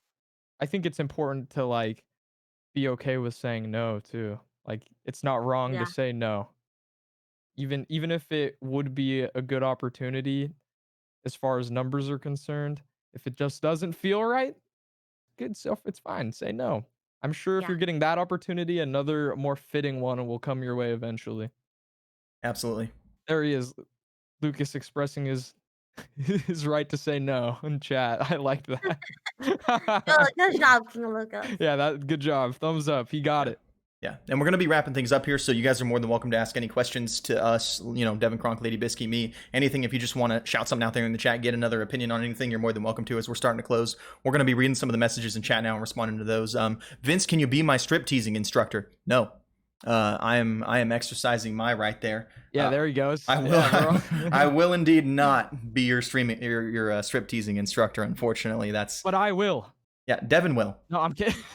If you would like to follow his channel, he does strip teasing on Tuesdays. That's totally true. I promise. Oh no. Body painting. Right. Yes, body painting, of course. Very, very wholesome. Lady Bisky, it looks like you've got one. How is Lady Bisky the most wholesome streamer on Twitch? Fill us in. We gotta know. Oh, I don't know. Perfect. That's as much as I can say. I don't know if I'm the most wholesome streamer on Twitch, but I appreciate that. Thank you so much, Jane. Jane is my biggest hype man. Literally, I'll see her go into other streams, and she's just all like, "Biscuit loves you." Biscuit recommended. I'll mention a streamer, and I'll be in their chat. All of a sudden, I see Jane in there going like, "Hey, did you know that Biscuit says that you're the greatest of all time?" I'm like, I mean, I did say that, but thank you for going over there and advising them that I said that. Perfect. And you need hype people like that. You really do. You really do. Like I have people who came into my chat the other day, and I mean we had one of the roughest days of casual conquest I think I've ever had. Like ever in my years of Smite. One of the worst days of casual conquest I've ever had. Like none of the games were going our way, and I was getting kind of down because I was just like, man, I'm trying my hardest, and it had nothing to do with who I was playing with or anything like that. It's just double worshippers happened, and people started sweating like me outside on a hot day in sweatpants and trash bags to like lock the sweat in, sweating. It was crazy how hard they were trying. And someone came through and they were just like, oh my gosh, Vince is sad, gift subs. I was like, no, like obviously I'm happy for gift subs, but that's not like when I want people to Not give the subs. idea, yeah. You know what I mean? Like but like at the same time, like that energy, like it just feels so good, knowing that there's people out there who are there hyping you up and like boosting that energy, and they care about like your well-being too as much as you're there to boost theirs. I think that's amazing. So Flamingo Jane, I think your name is, please keep up the incredible work. You're awesome. You're knocking it out. And Cosmic Queen and Mimosa Mommy, thank you so much for those bits. You guys are absolutely incredible. Our Streamlabs bot isn't working properly right now, so it's not showing up in the notifications, but I think they both gave 10 or so bits, so thank you guys so much. Question for Bisky, are you a full-time streamer or part-time? I would say that I do stream full time. I spend a lot of time streaming. But I do work a full-time job on top of full-time streaming. I do have the flexibility of working from home, but so I kind of have two full-time jobs. I full-time stream and I have a full-time job. Wow. I mean, that is a lot of hours. It really Full is. plate.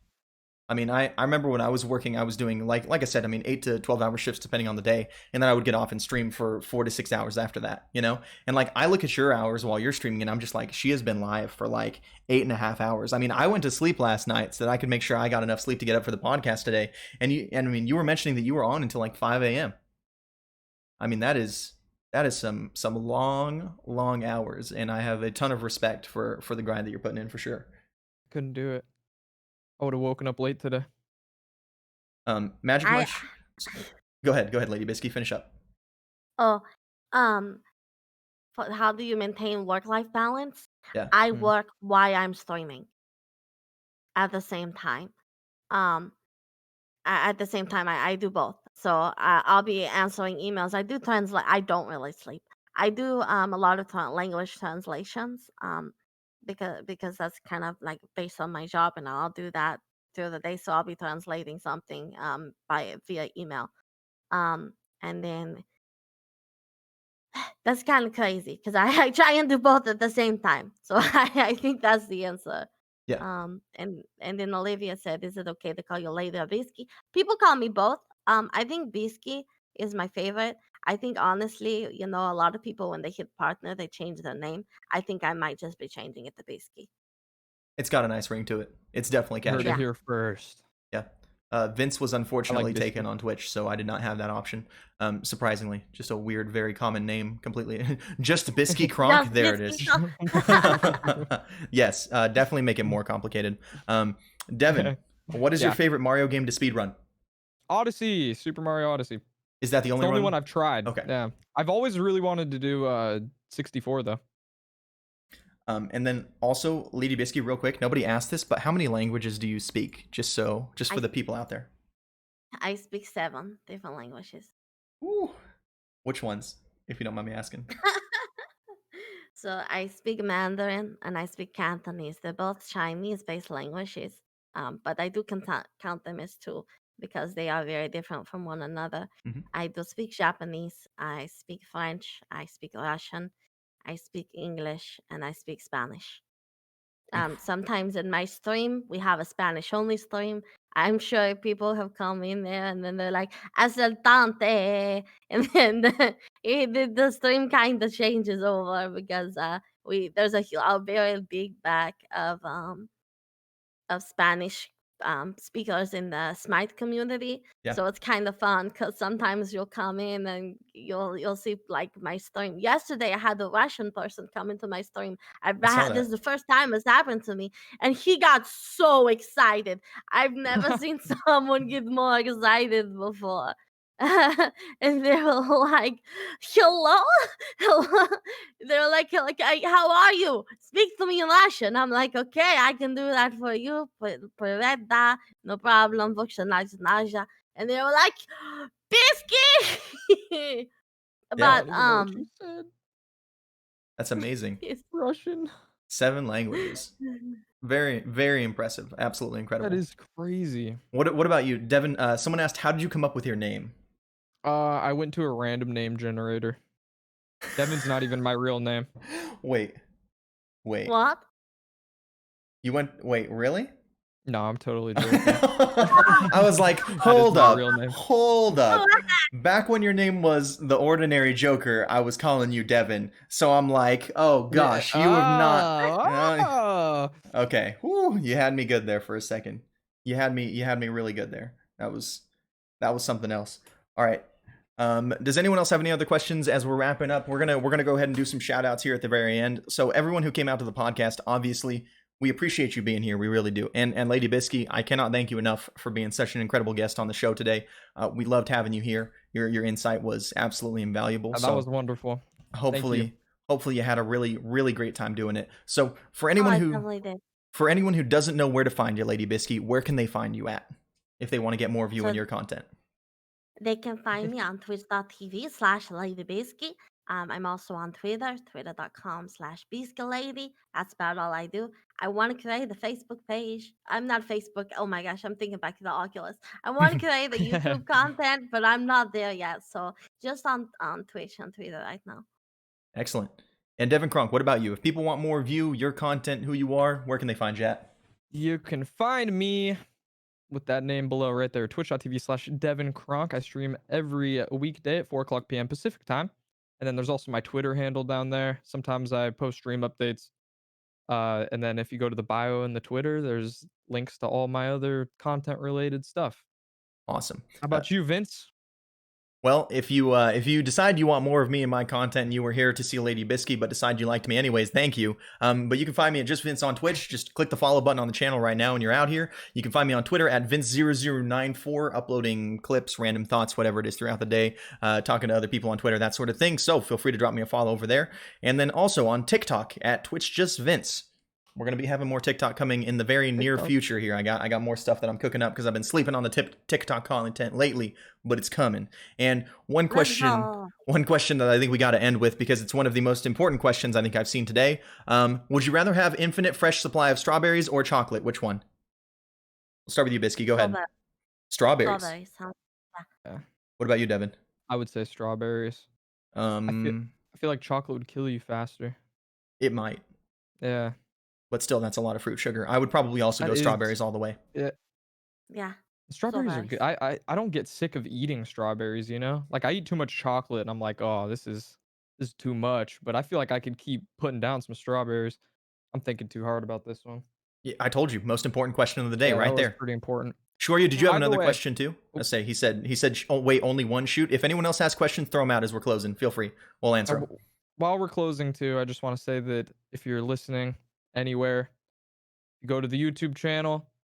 All the links can be found below. I will be putting all links in the description. Excellent. Thank you so much for that. And also, there are socials right there if you want to follow any of the socials. We also have one for the podcast. It's twitter.com/gamingtonicpod for updates on the podcast regularly. Feel free to go there. Do you want to be a guest on the show? We will have an application in the YouTube description, like you said. But there is the link right there in the chat. If you are a streamer, if you are a content creator, you have a webcam and a mic that you can use, or if you're just going to use your phone cam, we had someone do that the other day. That is more than enough. We will work with you to get you on here because we want your name to be out here. You know, we want to have you on the podcast, hearing different voices, different opinions. And then also, we want emails from you guys. Send them over to gamingtonic1@gmail.com. We want to hear your thoughts. We want to hear your opinions, your feedback. If you want to see somebody on the podcast that you want us to reach out to, let us know. Tell us. We want to hear back from you. If it's negative, Devin's going to take those emails. I don't take those emails. Only positive stuff. That's it. Nothing else. Let's say. But if you want to berate us, Devin will read those too.